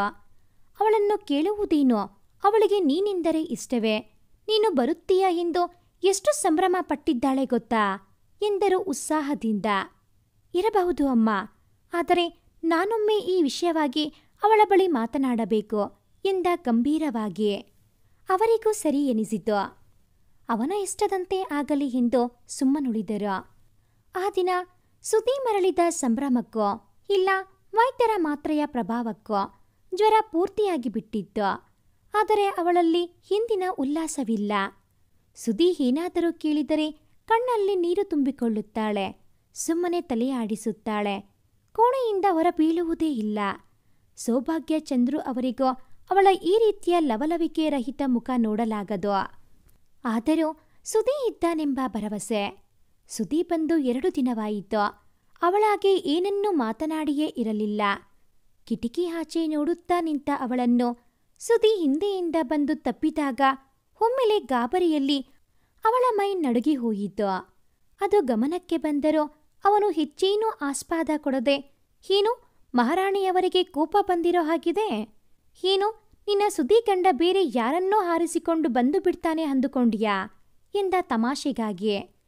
ಅವಳು ಏನೂ ಮಾತನಾಡದೆ ತಲೆ ತಗ್ಗಿಸಿದವಳು ಅವನಿಂದ ಬಿಡಿಸಿಕೊಳ್ಳಲು ಕೊಸರಾಡಿದಳು. ಅದು ಅವಳು ಕೋಪ ತೋರಿಸುತ್ತಿರುವ ಪರಿ ಎಂದುಕೊಂಡು ಹಿಡಿತ ಮತ್ತೂ ಬಿಗಿ ಮಾಡಿದ. ಈಗ ಅವಳ ಬಾಯಿಯಿಂದ ಮಾತು ಹೊರಬಂದಿತು. ಸುದಿ ಬಿಡು, ಸ್ವಲ್ಪ ಜೋರಾಗಿಯೇ ಹೇಳಿದಳು. ಅವನು ಬಿಡದೆ, ನೀನು ಸರಿಯಾಗಿ ಮಾತನಾಡಿದರೆ ಮಾತ್ರ ಬಿಡುವುದು, ಇಲ್ಲದಿದ್ದರೆ ಹೀಗೆ ಇರುತ್ತಾನೆ ನಿನ್ನ ಸುದ್ದಿ ಗಂಡ ಎಂದ ಸರಸವಾಗಿ. ಪ್ರತಿ ಮಾತಿಗೂ ಗಂಡ ಗಂಡ ಅನ್ನಬೇಡ ಸುದಿ, ಅದು ನನಗೆ ತಿಳಿಯದ ವಯಸ್ಸಿನಲ್ಲಿ ಆದ ಮದುವೆ. ಅದನ್ನೇ ನೆಪವಾಗಿಟ್ಟುಕೊಂಡು ಈಗ ನನ್ನ ಮೇಲೆ ಗಂಡನ ಅಧಿಕಾರ ಚಲಾಯಿಸಲು ಬರಬೇಡ. ಕಠಿಣವಾಗಿ ಹೇಳಬೇಕೆಂದರೂ ಧ್ವನಿ ಆರ್ದ್ರವಾಗಿದ್ದು ಅವನ ಗಮನಕ್ಕೆ ಬಂದಿತ್ತು. ತಟ್ಟನೆ ಕೈಬಿಟ್ಟ. ತಾನು ತಪ್ಪು ಮಾಡಿಬಿಟ್ಟೆ ಎಂದು ಬಲವಾಗಿ ಅನಿಸಿದಾಗ, ಕ್ಷಮಿಸು ಹರಿತಾ, ನಿನ್ನ ಮುಖದಲ್ಲಿ ಖುಷಿ ತರಿಸಲು ಹಾಗೆ ಮಾತಾಡಿದ್ದು ಅಷ್ಟೇ. ಯಾಕೆ, ನಾನು ಬಂದಾಗಲಿಂದ ಒಂದು ರೀತಿ ಉತ್ಸಾಹವೇ ಇಲ್ಲದ ರೀತಿ ಇದ್ದೀಯಲ್ಲ, ಏನಾಯ್ತು ಎಂದ ಮಮತೆಯ ಧ್ವನಿಯಲ್ಲಿ. ಏನಿಲ್ಲ ಎನ್ನುವ ರೀತಿ ತಲೆ ಹಾಕಿದಳು. ಸರಿಯಾಗಿ ಫೋನಲ್ಲೋ ಮಾತನಾಡಲಿಲ್ಲ ಎಂದು ಬೇಸರವಾ? ಸಾರಿ ಕಣೆ, ನಿನಗೆ ಹೇಳಿದ್ದೆನಲ್ಲ ನನ್ನ ದಿನಚರಿ ಎಂದ ಬೇಸರದ ಧ್ವನಿಯಲ್ಲಿ. ಅವಳೇನೂ ಪ್ರತಿಯಾಡಲಿಲ್ಲ. ನಿನ್ನ ಬಳಿ ಮುಖ್ಯವಾದ ವಿಚಾರ ಮಾತನಾಡುವುದಿತ್ತು. ಈಗ ಬೇಡ ಅನಿಸುತ್ತೆ. ಈಗ ನೀನು ಸ್ವಲ್ಪ ಆರಾಮ ಮಾಡು, ನಾಳೆ ಮಾತಾಡೋಣ ಎಂದ. ಅವಳ ಮನಸ್ಸಿನ ಸ್ಥಿತಿ ಸರಿಯಿಲ್ಲ ಎನಿಸಿ, ಪರವಾಗಿಲ್ಲ ಹೀಗಲೇ ಹೇಳು ಎಂದವಳ ಮಾತಲ್ಲಿ ಕುತೂಹಲವಿದ್ದಂತೆ ತೋರಲಿಲ್ಲ. ಇಲ್ಲ ಈಗ ಬೇಡ, ನಾಳೆ ಮಾತಾಡೋಣ ಎಂದು ಹೇಳಿ ಹೊರಟಾಗ, ಬೇಡ ಸುಧಿ, ಎಲ್ಲ ಇವತ್ತೇ ಪರಿಹಾರವಾಗಿ ಬಿಡಲಿ ಹೇಳು ಎಂದಾಗ ಅವಳಿಗೆ ತಾನು ಮಾತನಾಡಲು ಬಂದ ವಿಷಯದ ಅರಿವಿದೆ ಎಂದು ತಿಳಿಯಿತು ಸುಧಿಗೆ. ಅಪ್ಪ ಅಮ್ಮ ನಮ್ಮಿಬ್ಬರ ಮದುವೆ ವಿಷಯ ಮಾತನಾಡುತ್ತಿದ್ದಾರೆ, ನಿನ್ನ ಅಭಿಪ್ರಾಯ ಕೇಳಬೇಕಿತ್ತು ಎಂದ. ಹೀಗಲಾದರೂ ನನ್ನ ಅಭಿಪ್ರಾಯ ಕೇಳುವ ಸೌಜನ್ಯ ತೋರಿದ್ದೀರಲ್ಲ, ಅದೇ ಖುಷಿಯ ವಿಚಾರ ಎಂದಳು ವ್ಯಂಗ್ಯವಾಗಿ. ಸುಧಿಗೆ ಏನೂ ಸರಿ ಬರಲಿಲ್ಲ. ಯಾಕೆ ಹಾಗೆ ಹೇಳ್ತಾ ಇದ್ದಿ? ನಿನಗೆ ಈ ಮದುವೆ ಇಷ್ಟವೇ ತಾನೇ ಎಂದ ಅನುಮಾನದಿಂದ. ಇಲ್ಲ, ನನಗೆ ಈ ಮದುವೆ ನೀನು ಇಬ್ಬರೂ ಇಷ್ಟವಿಲ್ಲ ಎಂದು ಬಿಟ್ಟಳು. ಒಮ್ಮೆಲೆ ಎದೆ ಬಿರಿದು ಚೂರಾದ ಅನುಭವಕ್ಕೆ ಗಂಟಲ ಪಸೆಯೆಲ್ಲ ಆರಿ ನಿಂತಿತು ಸುಧಿಗೆ. ಆ ಮಾತನ್ನು ಅರಗಿಸಿಕೊಳ್ಳಲೇ ಬಹಳ ಸಮಯ ಹಿಡಿಯಿತು ಅವನಿಗೆ. ಅವಳನ್ನು ತನ್ನೆಡೆಗೆ ತಿರುಗಿಸಿಕೊಂಡು, ಯಾಕೆ ಹೀಗೆಲ್ಲ ಮಾತನಾಡುತ್ತಾ ಇದ್ದೀಯಾ ಹರಿತಾ? ನನ್ನ ಮೇಲೆ ಕೋಪವೇ ಎಂದವನ ಕೈ ತಪ್ಪಿಸಿ ಮತ್ತೆ ಅವನಿಗೆ ವಿರುದ್ಧವಾಗಿ ನಿಂತವಳು, ನಿನ್ನ ಮೇಲೆ ಕೋಪ ಮಾಡಿಕೊಳ್ಳೋಕೆ ನೀ ಯಾರು ನನಗೆ? ನನಗೆ ನಿನ್ನ ಮೇಲೆ ಯಾವ ಕೋಪವೂ ಇಲ್ಲ ಎಂದಾಗ ಒಮ್ಮೆ ಉಸಿರಾಡಲು ಕಷ್ಟವಾಯಿತು ಅವನಿಗೆ. ಹೀಗೆಲ್ಲ ಮಾತನಾಡಬೇಡ ಹರಿತಾ, ಬೇರೆ ಯಾರನ್ನಾದ್ರೂ ಪ್ರೀತಿಸುತ್ತಾ ಇದ್ದೀಯಾ? ಹೌದಾದರೆ ಹೇಳಿಬಿಡು, ನಾನೇ ಮುಂದೆ ನಿಂತು ಮದುವೆ ನೆರವೇರಿಸುತ್ತೇನೆ ಎಂದ. ಅವನ ಮಾತಲ್ಲಿ ಕಪಟವಿರಲಿಲ್ಲ.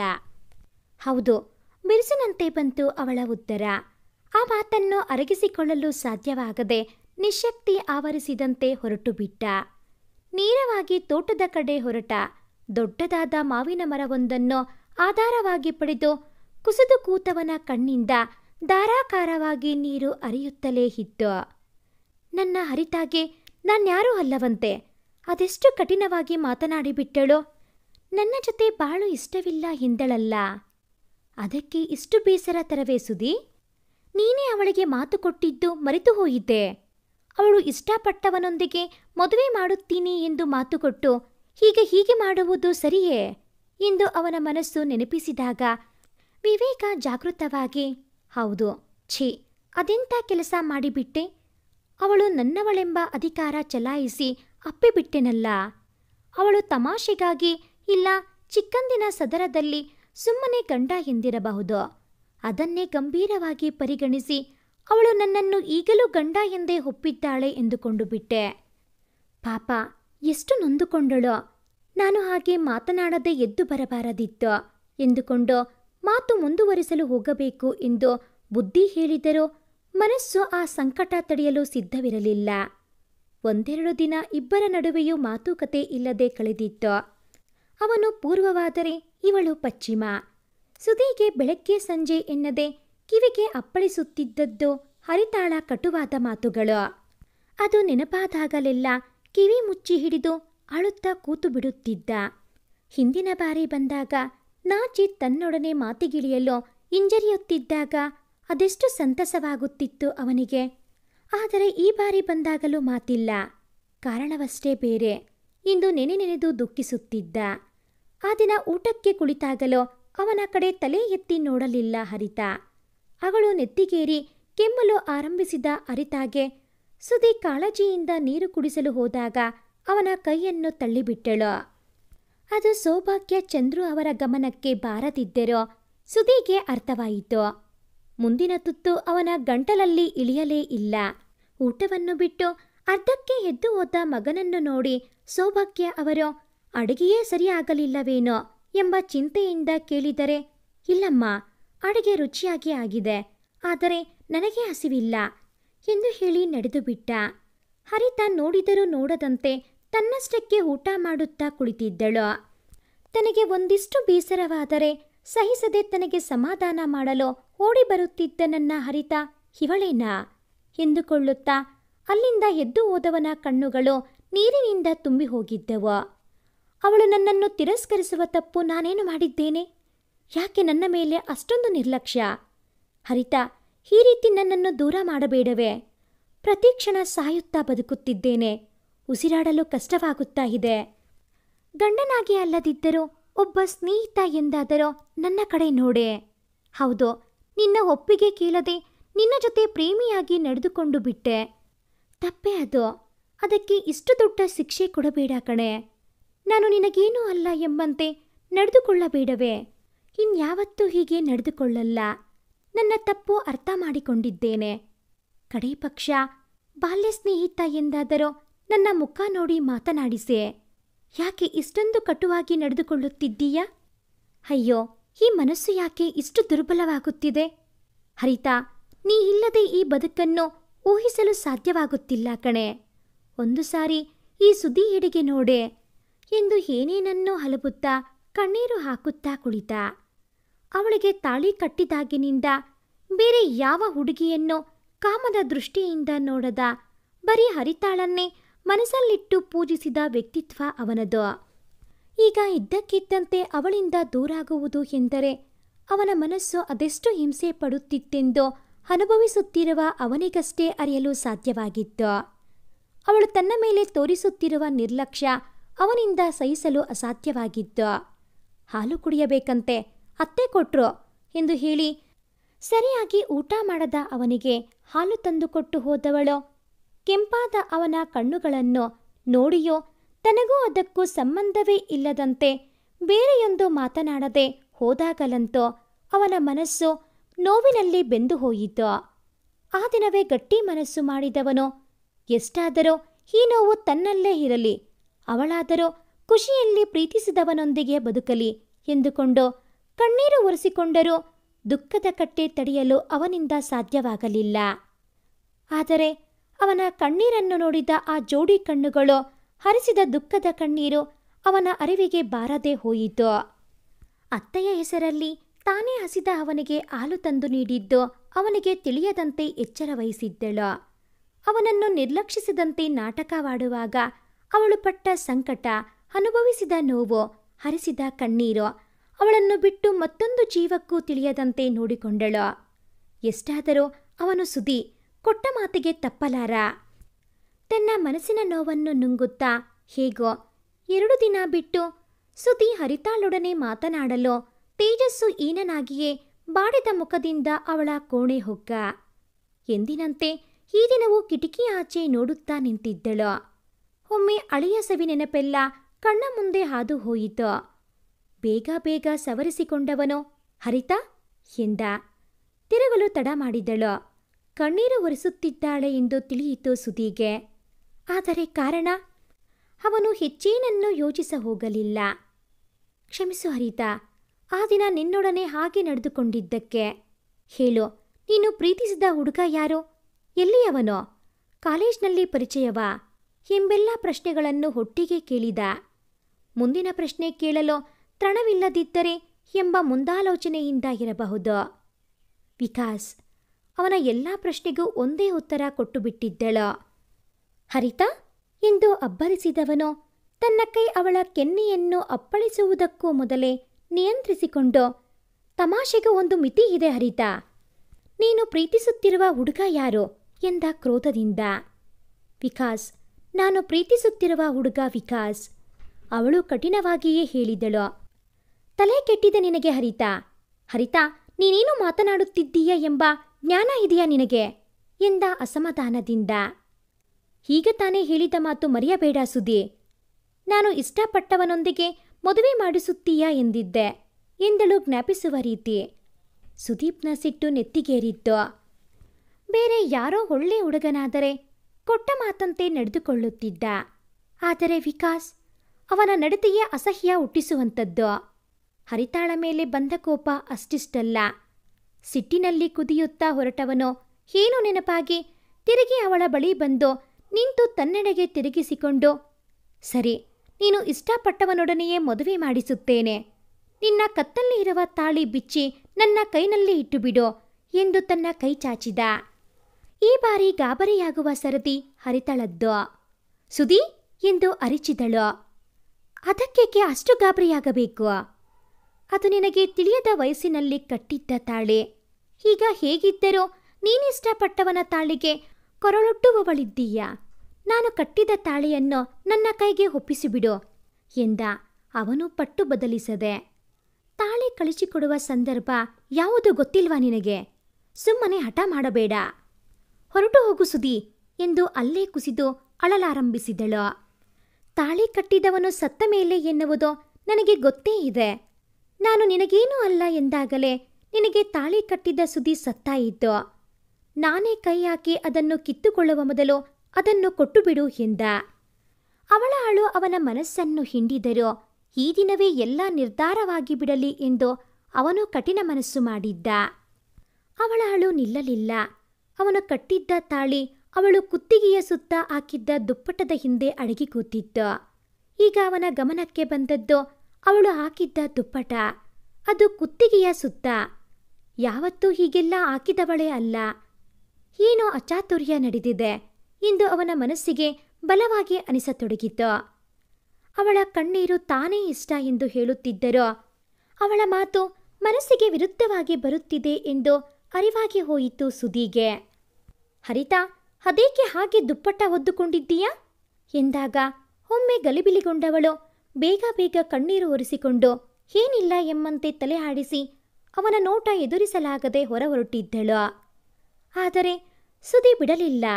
ಅವಳ ಕೈ ಬಿಗಿಯಾಗಿ ಹಿಡಿದ. ಏನಾಯಿತು ಹೇಳು? ವಿಕಾಸ್ ಏನಾದರೂ ತೊಂದರೆ ಕೊಟ್ಟಿದ್ದಾನಾ? ಹೆದರಿಸಿದ್ದಾನ ನಿನ್ನ ಎಂದ ಅವಡುಗಚ್ಚಿ. ಸುಧಿ, ಕೈ ಬಿಡು, ನೋವುತ್ತಾ ಇದೆ ಎಂದಳು ನೋವಿನಿಂದ ಸಣ್ಣ ಧ್ವನಿ ಮಾಡಿ. ನನಗೂ ನೋವಾಗುತ್ತಾ ಇದೆ. ಏನಾಗಿದೆ ಅಂತ ಹೇಳದೆ ಈ ರೀತಿ ಸತಾಯಿಸುತ್ತಾ ಇದ್ದೀಯಲ್ಲ ನನ್ನ ಹತ್ತಿರವೂ ಹೇಳಬಾರದೇನೆ? ಏನಾಯ್ತು ಹೇಳು ಎಂದ ದೈನ್ಯನಾಗಿ. ಅವನಿಗೆ ವಿಕಾಸ್ನ ಹೆಸರು ಹೇಳಿದಾಗಲೇ ತಿಳಿದು ಹೋಗಿತ್ತು ಏನೂ ಆಗಬಾರದ್ದು ಆಗಿದೆ ಎಂದು. ಏನಿಲ್ಲ ಸುಧಿ, ಕೈ ಬಿಡು ಎಂದಳು ಅಳುವನ್ನು ನಿಯಂತ್ರಿಸುತ್ತಾ. ಈ ಕೈ ಹಿಡಿದಿದ್ದು ಬಿಡುವುದಕ್ಕಲ್ಲ, ಏನಾಯ್ತು ಹೇಳಿಯೇ ಹೋಗಬೇಕು ಎಂದ ಅವನು ಅಷ್ಟೇ ನಿರ್ಧಾರಿತವಾಗಿ. ಸುಧಿ, ನಿನ್ನ ಕಾಲಿಗೆ ಬೀಳುತ್ತೀನಿ.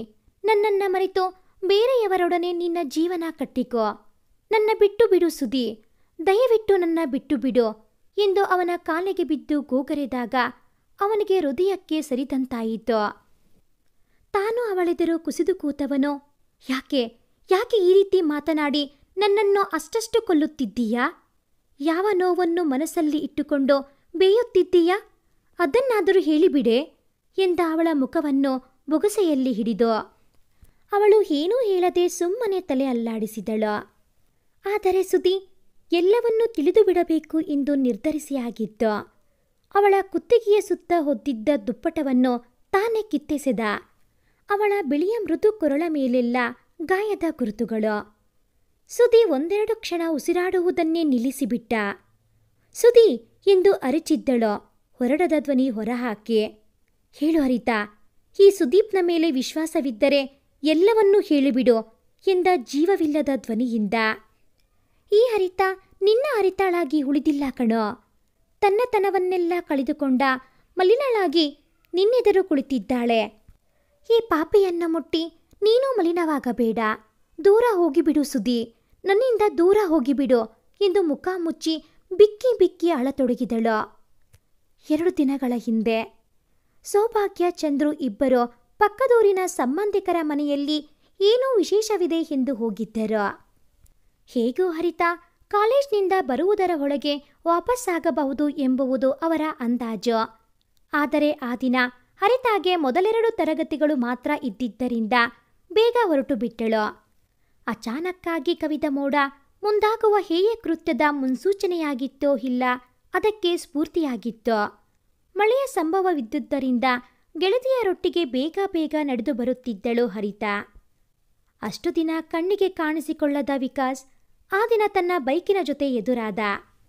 ಹರಿತಾಳನ್ನು ಕಂಡು ಗಾಡಿ ನಿಲ್ಲಿಸಿದವನೇ, ಮಳೆ ಬರುವ ರೀತಿ ಇದೆ, ಗಾಡಿ ಹತ್ತು ಎಂದ ಆಜ್ಞಾಪಿಸಿದ ರೀತಿ. ಹರಿತಾ ಏನೂ ಮಾತನಾಡದೆ ಸುಮ್ಮನೆ ತಲೆ ತಗ್ಗಿಸಿ ನಡೆದು ಹೊರಟು ಬಿಟ್ಟಳು. ಆದರೆ ವಿಕಾಸ್ ಬಿಡಲಿಲ್ಲ. ಅವಳ ಹಿಂದೆಯೇ ಹೋಗಿ ಕೈ ಹಿಡಿದ. ಜಾಸ್ತಿ ಹಾರಾಡಬೇಡ, ಗಾಡಿ ಹತ್ತೋ.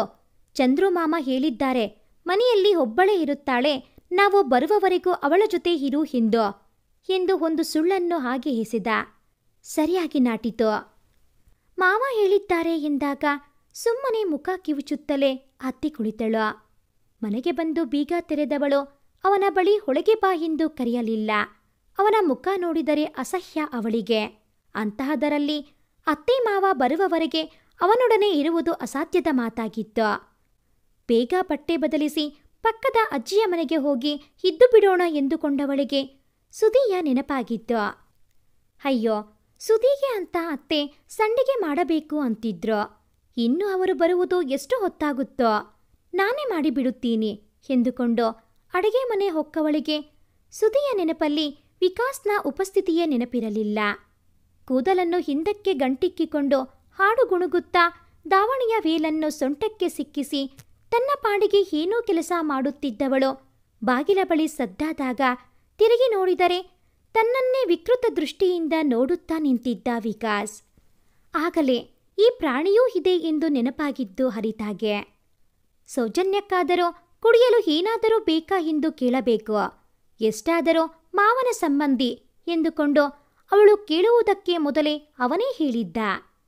ಮನೆಗೆ ಬಂದವರ ಬಳಿ ಏನು ಬೇಕು ಎಂದು ಕೇಳುವ ಪರಿಪಾಠ ಇಲ್ಲ ಅನಿಸುತ್ತೆ ನಿನಗೆ. ನಾನೇ ಹೇಳುತ್ತೀನಿ, ನನಗೆ ನೀನು ಬೇಕು ಎಂದು ಕೆಟ್ಟ ನಗುವಿನೊಂದಿಗೆ ಅವಳನ್ನು ಮೇಲಿಂದ ಕೆಳಗಿನವರೆಗೂ ದಿಟ್ಟಿಸಿದ. ಒಮ್ಮೆ ಆತಂಕಗೊಂಡರೂ ಸವರಿಸಿಕೊಂಡು, ನೋಡಿ, ನೀವೇನು ಇಲ್ಲಿ ಇರಬೇಕು ಅಂತಿಲ್ಲ, ಹೊರಡಿ. ನನಗೆ ಒಬ್ಬಳೇ ಮನೆಯಲ್ಲಿ ಇರೋಕೆ ಯಾವ ಭಯಾನೂ ಇಲ್ಲ. ಮಾವ ಕೇಳಿದ್ರೆ ನಾನು ಹೇಳ್ತೀನಿ ಎಂದಳು ಹೇಗೋ ಧೈರ್ಯ ವಹಿಸಿ. ನಿನಗೆ ಬೇಕು ಅಂತ ನಾನು ಬಂದಿದ್ದಲ್ಲವೇ ಗಿಳಿಮರಿ. ನನಗೆ ಈ ಅಕ್ಕಿ ಬೇಕು ಅಂತ ಬಂದಿದ್ದು. ನೀನು ಯಾವ ಮಾವನ ಬಳಿಯೂ ಹೇಳಬೇಕಾಗಿಲ್ಲ. ನನಗೆ ಬೇಕಾಗಿದ್ದು ಕೊಟ್ಟುಬಿಡು, ಮತ್ತೆ ನಿನ್ನ ತಂಟೆಗೆ ಬರಲ್ಲ. ನನ್ನ ಮದುವೆ ಆಗಿಬಿಡು ಎಂದಾಗಲೇ ಅರಿತಾಗೆ ಅನುಮಾನ ಬಂದಿದ್ದು. ಮಾವ ಇವನಿಗೆ ಹೇಳಿ ಕಳುಹಿಸಿರಲಿಲ್ಲ ಎಂದು. ಆದರೆ ಸಮಯ ಮೀರಿತ್ತು. ಈಗ ಅವನನ್ನು ಒಬ್ಬಳೇ ಎದುರಿಸುವುದು ಹೇಗೆ? ಸರಿ ಸರಿ, ನಾನು ಅತ್ತೆ ಮಾವನ ಬಳಿ ಮಾತಾಡ್ತೀನಿ. ಈಗ ಸದ್ಯಕ್ಕೆ ನೀವು ಹೊರಡಿ ಎಂದಳು ಚಾಣಾಕ್ಷತನ ಉಪಯೋಗಿಸಿ. ಅವಳ ಮಾತಿಗೆ ಜೋರಾಗಿ ನಕ್ಕವನು, ಓಹೋ, ನೀನು ನನ್ನ ಮದುವೆ ಆಗ್ತೀಯಾ ಅಂದರೆ ನಾನು ನಂಬಿಬಿಡಬೇಕಾ? ನನಗೆ ಗೊತ್ತಿಲ್ವಾ ನಿಂದು ಆ ಸುದೀದು ಸರಸ ಸಲ್ಲಾಪ? ಅವನ ಬಳಿ ಹೇಳಿ ನನಗೆ ಹೊಡಿಸಿದೆ. ಈಗ ಮದುವೆಯಾಗೋಕೆ ಒಪ್ಪಿಗೆ ಅಂದರೆ ನಂಬೋಕೆ ಕಿವಿಯಲ್ಲಿ ಹೂ ಇಟ್ಟುಕೊಂಡು ಕುಳಿತಿಲ್ಲ ಕಣೆ ವಿಕಾಸ್. ನಿನ್ನನ್ನು ಹೇಗೆ ಪಡ್ಕೋಬೇಕು ಅಂತ ನನಗೆ ಗೊತ್ತು ಎಂದವನೇ ಅವಳ ತೋಳನ್ನು ಬಿಗಿಯಾಗಿ ಹಿಡಿದ. ಅವಳ ಬರಿದಾದ ಸೊಂಟದ ಮೇಲೆ ಅವನ ಕೈ ಬೆರಳಿನ ಅಚ್ಚು ಆಗಲೇ ಬಿದ್ದಿತ್ತು. ಆಗಲೇ ಶುರುವಾಗಿದ್ದು ಆರ್ಭಟದ ಮಳೆ. ಭೂಮಿಯನ್ನು ಅಪ್ಪಳಿಸುತ್ತಿದ್ದ ನೀರಿನ ರಭಸದ ಶಬ್ದಕ್ಕೆ ಹರಿತಾಳ ಅಸಹಾಯಕತೆಯ ನೋವಿನ ಚೀರಾಟ ಹೊರಗಡೆಯವರ ಕಿವಿ ತಟ್ಟಲೇ ಇಲ್ಲ. ಅವಳ ಜಪ ಒಂದೇ, ಸುದಿ ಸುದಿ. ಅವಳ ಮೈಮೇಲೆ ಇರಿಗಿ ತನ್ನ ದುಷ್ಟ ಕಾಮನೆ ತೀರುವವರೆಗೆ ಕ್ರೂರವಾಗಿ ವರ್ತಿಸಿದವನೋ, ತಾನಂದುಕೊಂಡಿದ್ದನ್ನ ಸಾಧಿಸಿದವನೋ ಅವಳ ಮೈಮೇಲೆ ಆದ ಗಾಯ ನೋಡಿ, ನೋಡೇ ಮುದ್ದು ಮರಿ, ನನ್ನ ಮಾತಿಗೆ ಒಪ್ಪಿದ್ದರೆ ಇಷ್ಟೆಲ್ಲ ನೋವು ಪಡಬೇಕಿತ್ತಾ? ಇನ್ನಾದರೂ ನಿನ್ನ ಸುದಿ ಜಪ ಬಿಟ್ಟು ಈ ವಿಕಾಸ್ನ ಜಪ ಶುರು ಮಾಡೋ. ಇನ್ನು ಮೇಲೆ ನಾನೇ ನಿನ್ನ ಗಂಡ, ಪ್ರಿಯತಮ, ಎಲ್ಲ ಅರ್ಥ ಆಯ್ತೇನೆ ನನ್ನ ಗಿಳಿಮರಿ ಎಂದು ಮಾತನಾಡುತ್ತಿದ್ದರೆ ಅವಳಿಗೆ ಪ್ರತಿಯಾಡುವ ಪ್ರತಿಕ್ರಿಯಿಸುವ ಯಾವುದೇ ಶಕ್ತಿ ಇರಲಿಲ್ಲ. ಕಣ್ಣಿಂದ ಹರಿಯುತ್ತಿದ್ದ ನೀರೊಂದೇ ಅವಳ ಮಾತಾಗಿತ್ತು. ಕೊನೆಗೂ ತನಗೆ ಬೇಕಾದದ್ದನ್ನು ಪಡೆದೆ ಆ ಮನೆಯಿಂದ ವಿಜಯದ ನಗುವಿನೊಂದಿಗೆ ಹೊರಟಿದ್ದ ಕಲಿಯುಗದ ರಾಕ್ಷಸರಲ್ಲೊಬ್ಬ ವಿಕಾಸ್. ಕೇಳುತ್ತಿದ್ದ ಸುದೀಪ್ನ ಅದರಗಳು ಸಿಟ್ಟಿನಲ್ಲಿ ನಡುಗುತ್ತಿದ್ದವು. ಬಿಗಿದಿದ್ದ ಮುಷ್ಟಿಯನ್ನು ಎತ್ತಿ ನೆಲಕ್ಕೆ ಅಪ್ಪಳಿಸಿದವನು ಜ್ವಾಲಾಮುಖಿಯಂತೆ ಎದ್ದು ದಾಪುಗಾಲು ಹಾಕುತ್ತಾ ಅಲ್ಲೇ ಇದ್ದ ಕತ್ತಿಯೊಂದನ್ನು ಹಿಡಿದು ಹೊರಟರೆ ಎಂದೂ ಸುದೀಪ್ನ ಸೌಮ್ಯ ಮುಖದಲ್ಲಿ ಇಂತಹ ರೌದ್ರಕಳೆ ನೋಡಿರದ ಅರಿತಾಗೆ ಜೀವ ಬಾಯಿಗೆ ಬಂದಿತ್ತು. ಸುದಿ, ನಿಲ್ಲು ಸುದಿ ಎನ್ನುತ್ತಾ ಅವನ ಹಿಂದೆ ಓಡಿದರು. ನಡೆದು ಹೋಗುತ್ತಿದ್ದ ಅವನ ಸಮಕ್ಕೆ ಹೋಗುವುದರ ಒಳಗೆ ಅವನು ಗಾಡಿ ಚಾಲು ಮಾಡಿ ಹೊರಟಾಗಿತ್ತು. ಹರಿತಾಳ ಜೋರಾದ ಮಾತು ಕೇಳಿ ಅಡುಗೆ ಮನೆಯಿಂದ ಹೊರಬಂದ ಸೌಭಾಗ್ಯ ಅವರಿಗೆ ಏನು ನಡೆಯುತ್ತಿದೆ ಎಂದೇ ಅರ್ಥವಾಗಲಿಲ್ಲ.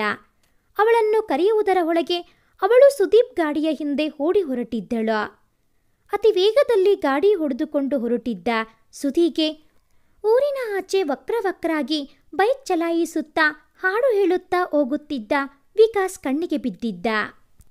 ಬೈಕಿನ ವೇಗವನ್ನು ಮತ್ತಷ್ಟು ಹೆಚ್ಚಿಸಿದವನು ಅವನ ಬೈಕಿಗೆ ಅಡ್ಡಾಗಿ ತನ್ನ ಬೈಕ್ ನಿಲ್ಲಿಸಿ ಇಳಿದು ಹೊರಟ. ಸ್ವಲ್ಪ ದೂರದಿಂದಲೇ ಸುದೀಪ್ನ ಮುಖದ ಕೋಪದ ಜೊತೆಗೆ ಕೈನಲ್ಲಿ ಕತ್ತಿ ನೋಡಿ ವಿಕಾಸ್ನಿಗೆ ಉಗುಳು ನುಂಗುವಂತಾಯಿತು.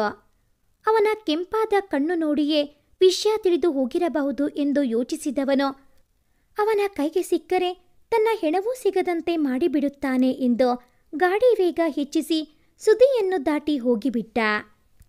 ಸುದಿ ಅಲ್ಲೇ ಅಕ್ಕಪಕ್ಕ ಏನನ್ನೋ ಹುಡುಕಿದವನೋ ಪಕ್ಕದಲ್ಲಿ ಬಿದ್ದಿದ್ದ ಕಲ್ಲೊಂದನ್ನು ಎತ್ತಿ ಗುರಿ ಇಟ್ಟು ವಿಕಾಸ್ನೆಡೆಗೆ ಎಸೆದಿದ್ದೆ ಬೈಕ್ ಸಮೇತನಾಗಿ ನೆಲಕ್ಕುರುಳಿದ ವಿಕಾಸ್ನೋ ಎದ್ದು ಓಡುವುದರ ಒಳಗೆ ಅವನನ್ನು ಸಮೀಪಿಸಿದ್ದ.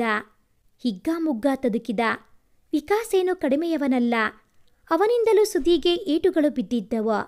ಆದರೆ ಸುದಿಯ ನ್ಯಾಯದ ಸಿಟ್ಟಿನ ಮುಂದೆ ವಿಕಾಸ್ನ ಅನ್ಯಾಯದ ಕೋಪ ಸೋಲಲೇಬೇಕಾಯಿತು. ಥೂ, ನಾಯಿ ಜಾತಿಯವನೇ, ಆ ಹುಡುಗಿ ಏನೂ ಮಾಡಿದ್ಲು ನಿನಗೆ? ಅವಳ ಜೊತೆ ಯಾಕೋ ರಾಕ್ಷಸನ ಹಾಗೆ ನಡ್ಕೊಂಡೆ? ಮದುವೆ ಬೇಕಾ ನಿನಗೆ? ಮದುವೆ ಬಾ, ಮದುವೆ ಮಾಡಿಸ್ತೀನಿ ಎಂದವನು ಅವನ ಕೊರಳಪಟ್ಟಿ ಹಿಡಿದು ಎತ್ತಿ ಅಲ್ಲೇ ಇದ್ದ ಕಲ್ಲೊಂದಕ್ಕೆ ಅವನ ತಲೆ ಚಚ್ಚಿದ. ಹಣೆ ಗಾಯವಾಗಿ ರಕ್ತ ಸುರಿಯಲು ಆರಂಭಿಸಿತು ವಿಕಾಸನಿಗೆ.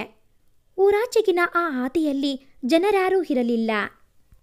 ಆ ದಿನ ಹರಿತಾಳ ಕೂಗು ಕೇಳಲು ಕಿವಿ ಇರದೆ ತನ್ನನ್ನು ರಕ್ಷಿಸಿಕೊಳ್ಳಲು ಅಸಹಾಯಕಳಾಗಿ ಹೇಗೆ ಸೋತಿದ್ದಳೋ, ಈ ದಿನ ವಿಕಾಸ್ ತನ್ನನ್ನು ಸುದೀಪ್ನಿಂದ ಕಾಪಾಡಿಕೊಳ್ಳಲು ಸಾಧ್ಯವಾಗದೆ ಸಾಯುವ ಸ್ಥಿತಿಗೆ ಬಂದು ತಲುಪಿದ್ದ. ಅವಳ ದೇಹಕ್ಕೆ ಘಾಸಿ ಮಾಡಿ ನಿನ್ನವಳನ್ನಾಗಿ ಮಾಡಿಕೊಳ್ಳಬಹುದು ಎಂದು ಬೀಗಿದ್ದೆ ಅಲ್ವೇನೋ ಲೋಫರ್. ಈ ಮನಸ್ಸಲ್ಲಿ ಅಲುಗಾಡದೆ ಕೂತಿರೋ ಹೆಣ್ಣು ಕಣೋ ಅವಳು. ಬರೀ ಅವಳ ದೇಹದ ಮೇಲೆ ಅಧಿಕಾರ ಚಲಾಯಿಸಿ ನಿನ್ನವಳನ್ನಾಗಿ ಮಾಡಿಕೊಳ್ಳಬಹುದು ಅಂತ ಕನಸು ಕಂಡಿದ್ದೆ ಅಲ್ವಾ? ಥೂ, ನಿನ್ನ ಜನ್ಮಕ್ಕೆ ಎನ್ನುತ್ತಾ ಇದ್ದಷ್ಟು ಶಕ್ತಿಯಿಂದ ಅವನಿಗೆ ಬಾರಿಸಿದ. ಬಿಟ್ಟು ಬಿಡು ಸುದಿ, ಕ್ಷಮಿಸು, ಬಿಟ್ಟು ಬಿಡು, ಹೇಗೋ ಕಷ್ಟಪಟ್ಟು ನುಡಿಯುತ್ತಿದ್ದ. ಆದರೆ ಅವನ ಮಾತುಗಳು ಸುದೀನನ್ನು ತಲುಪುತ್ತಿರಲಿಲ್ಲ. ಅವನ ಹೊಡೆತದ ನಡುವೆ ವಿಕಾಸ್ನ ಮಾತುಗಳು ನುಂಗಿ ಹೋಗುತ್ತಿದ್ದವು. ಸುದಿ ಎತ್ತಿದ ಕತ್ತಿ ವಿಕಾಸ್ನನ್ನು ಸೀಳುವ ಮೊದಲೇ ಸುದಿ ಎಂಬ ಅವನ ಚಿರಪರಿಚಿತ ಧ್ವನಿ ಕೇಳಿದ್ದೆ ಕೈ ಕೆಳಗಿಳಿಯಿತು. ಹೌದು, ಅದು ಹರಿತಾಳ ಧ್ವನಿಯೇ. ಅವನಿಂದ ಕಣ್ಣಳತೆಯ ದೂರದಲ್ಲಿ ಕೈ ಮುಗಿದು ಬೇಡ ಎನ್ನುವಂತೆ ತಲೆ ಆಡಿಸುತ್ತಾ ಅಲ್ಲೇ ಕುಸಿದಳು. ಸುದೀಪ್ನ ಕಣ್ಣುಗಳು ತುಂಬಿದವು. ಇವನನ್ನು ಕೊಂದು ತಾನು ಜೈಲಿಗೆ ಹೋದರೆ ನನ್ನ ಹರಿತಾಗೆ ಯಾರು ದಿಕ್ಕು? ಅವಳಂತೂ ಬದುಕಿರುವುದಿಲ್ಲ ಎಂದು ಮನಸ್ಸು ಚೀರಿದ್ದೆ ವಿವೇಕ ಜಾಗೃತವಾಯಿತು ಅವನಿಗೆ. ಕತ್ತಿಯನ್ನು ಅಲ್ಲೇ ಬಿಸಾಕಿದವನು ಇನ್ನೊಂದು ಸಾರಿ ನನ್ನ ಕಣ್ಣಿಗೆ ಕಂಡರೆ ಮರುಕ್ಷಣ ನೀನು ಹುಟ್ಟಿದ್ದೆ ಎನ್ನುವುದೇ ಸುಳ್ಳಾಗಿರುತ್ತದೆ ಎಂದು ಎಚ್ಚರಿಸಿ ತಿರುಗಿ ಹೊರಟ. ಆದರೆ ಅದೆಲ್ಲಿತ್ತೋ ವಿಕಾಸ್ನಲ್ಲಿ ಧೈರ್ಯ. ಅಲ್ಪ ಸ್ವಲ್ಪ ಶಕ್ತಿಯನ್ನೆಲ್ಲ ಸೇರಿಸಿ ಕತ್ತಿ ಹಿಡಿದವನು ತನ್ನಿಂದ 3 ಮಾರಿನಷ್ಟು ದೂರವಿದ್ದ ಸುದಿ ಎಡೆಗೆ ಕಾಲೆಳೆಯುತ್ತಲೇ ಓಡ ಹತ್ತಿದ. ಆದರೆ ಆ ತಿರುವು ರಸ್ತೆಯಲ್ಲಿ ಆರ್ನಾಕದೆ ವೇಗವಾಗಿ ಬಂದ ಲಾರಿ ವಿಕಾಸ್ನಿಗೆ ಗುದ್ದಿತ್ತು. ಆ ರಭಸಕ್ಕೆ ಅವನ ಜೊತೆ ಅವನ ಪ್ರಾಣವೂ ಗಾಳಿಯಲ್ಲಿ ಹಾರಿ ಸುದಿಯ ಕಾಲಿನ ಬಳಿ ಬಂದು ಬಿದ್ದಿತ್ತು. ಲಾರಿಯವನು ಗಾಬರಿಯಲ್ಲಿ ಇಳಿದು ಓಡಿದ. ವಿಕಾಸ್ ಕೊನೆಯ ಉಸಿರೆಳೆದ. ಆ ಘಟನೆಯನ್ನು ಕಣ್ಣಾರೆ ನೋಡಿದ್ದ ಹರಿತಾಳ ಮೃದು ಮನಸ್ಸು ಆಘಾತ ಪಟ್ಟುಕೊಳ್ಳುವುದಕ್ಕೆ ಮೊದಲೇ ಸುದೀಪ್ನ ಕೈಗಳು ಅವಳನ್ನು ತನ್ನೆಡೆಗೆ ತಿರುಗಿಸಿಕೊಂಡು ಬಿಟ್ಟವು. ಬೇಡ ಸುದಿ, ಯಾವುದೋ ನಾಯಿ ಮೂಸಿ ಹೋದ ಈ ಪಾಪಿ ಪಿಂಡವನ್ನು ಸೋಕಿ ನೀನು ಕಲ್ಮಶಗೊಳ್ಳಬೇಡ ಎಂದು ಮುಖಾಮುಚ್ಚಿ ಅಳುತ್ತಿದ್ದವಳ ಕೈ ಸರಿಸಿ ತನ್ನ ಬೊಗಸೆಯಲ್ಲಿ ಹಿಡಿದವನು, ನಾಯಿ ದೇವಸ್ಥಾನವನ್ನು ಹೊಕ್ಕರೆ ದೇವರು ಅಪವಿತ್ರನಾಗುತ್ತಾನೆಯೇ ಹರಿತಾ? ದೇವರ ವಿಗ್ರಹವನ್ನು ಎಸೆಯುತ್ತೇವೆಯೇ? ಶಿಕ್ಷಿಸುವುದು ನಾಯಿಗೆ ಹೊರತು ದೇವರಿಗಲ್ಲ. ಈಗ ನಾಯಿಗೆ ಶಿಕ್ಷೆಯಾಗಿದೆ. ಇನ್ನು ನನ್ನ ಈ ದೇವತೆಯನ್ನು ಪೂಜಿಸುವುದೊಂದೇ ನನ್ನ ಕೆಲಸ. ನಿನ್ನ ದೇಹವನ್ನು ಯಾವುದೋ ಹೊಲಸು ನಾಯಿ ತಟ್ಟಿದೆ ಎಂದು ಈ ಮನಸ್ಸಲ್ಲಿ ಕದಲದೇ ಕುಳಿತ ನಿನ್ನನ್ನು ಈ ಸುದಿ ಬಿಟ್ಟು ಬಿಡುತ್ತಾನೆ ಅಂದುಕೊಂಡು ಬಿಟ್ಟೆಯೇನೆ? ನಿನ್ನ ಸುದೀಪ್ನ ಮೇಲೆ, ಅವನ ಮಾತಿನ ಮೇಲೆ ನಂಬಿಕೆ ಇದ್ದರೆ ನನ್ನೊಡನೆ ಬಾರೆ ಸುಂದ್ರಿ ಎಂದು ಅಳು ನಿಯಂತ್ರಿಸುತ್ತಾ ನುಡಿದು ಕೈಚಾಚಿದ. ಸುದಿಯ ಮಾತಿನ ಮೋಡಿಗೋ ಅವನ ಪ್ರೀತಿಯ ಕಾವಿಗೋ ಅವನ ತೆಕ್ಕೆಗೆ ಬಂದು ಬಿದ್ದಳು ಅವನ ಹರಿತ.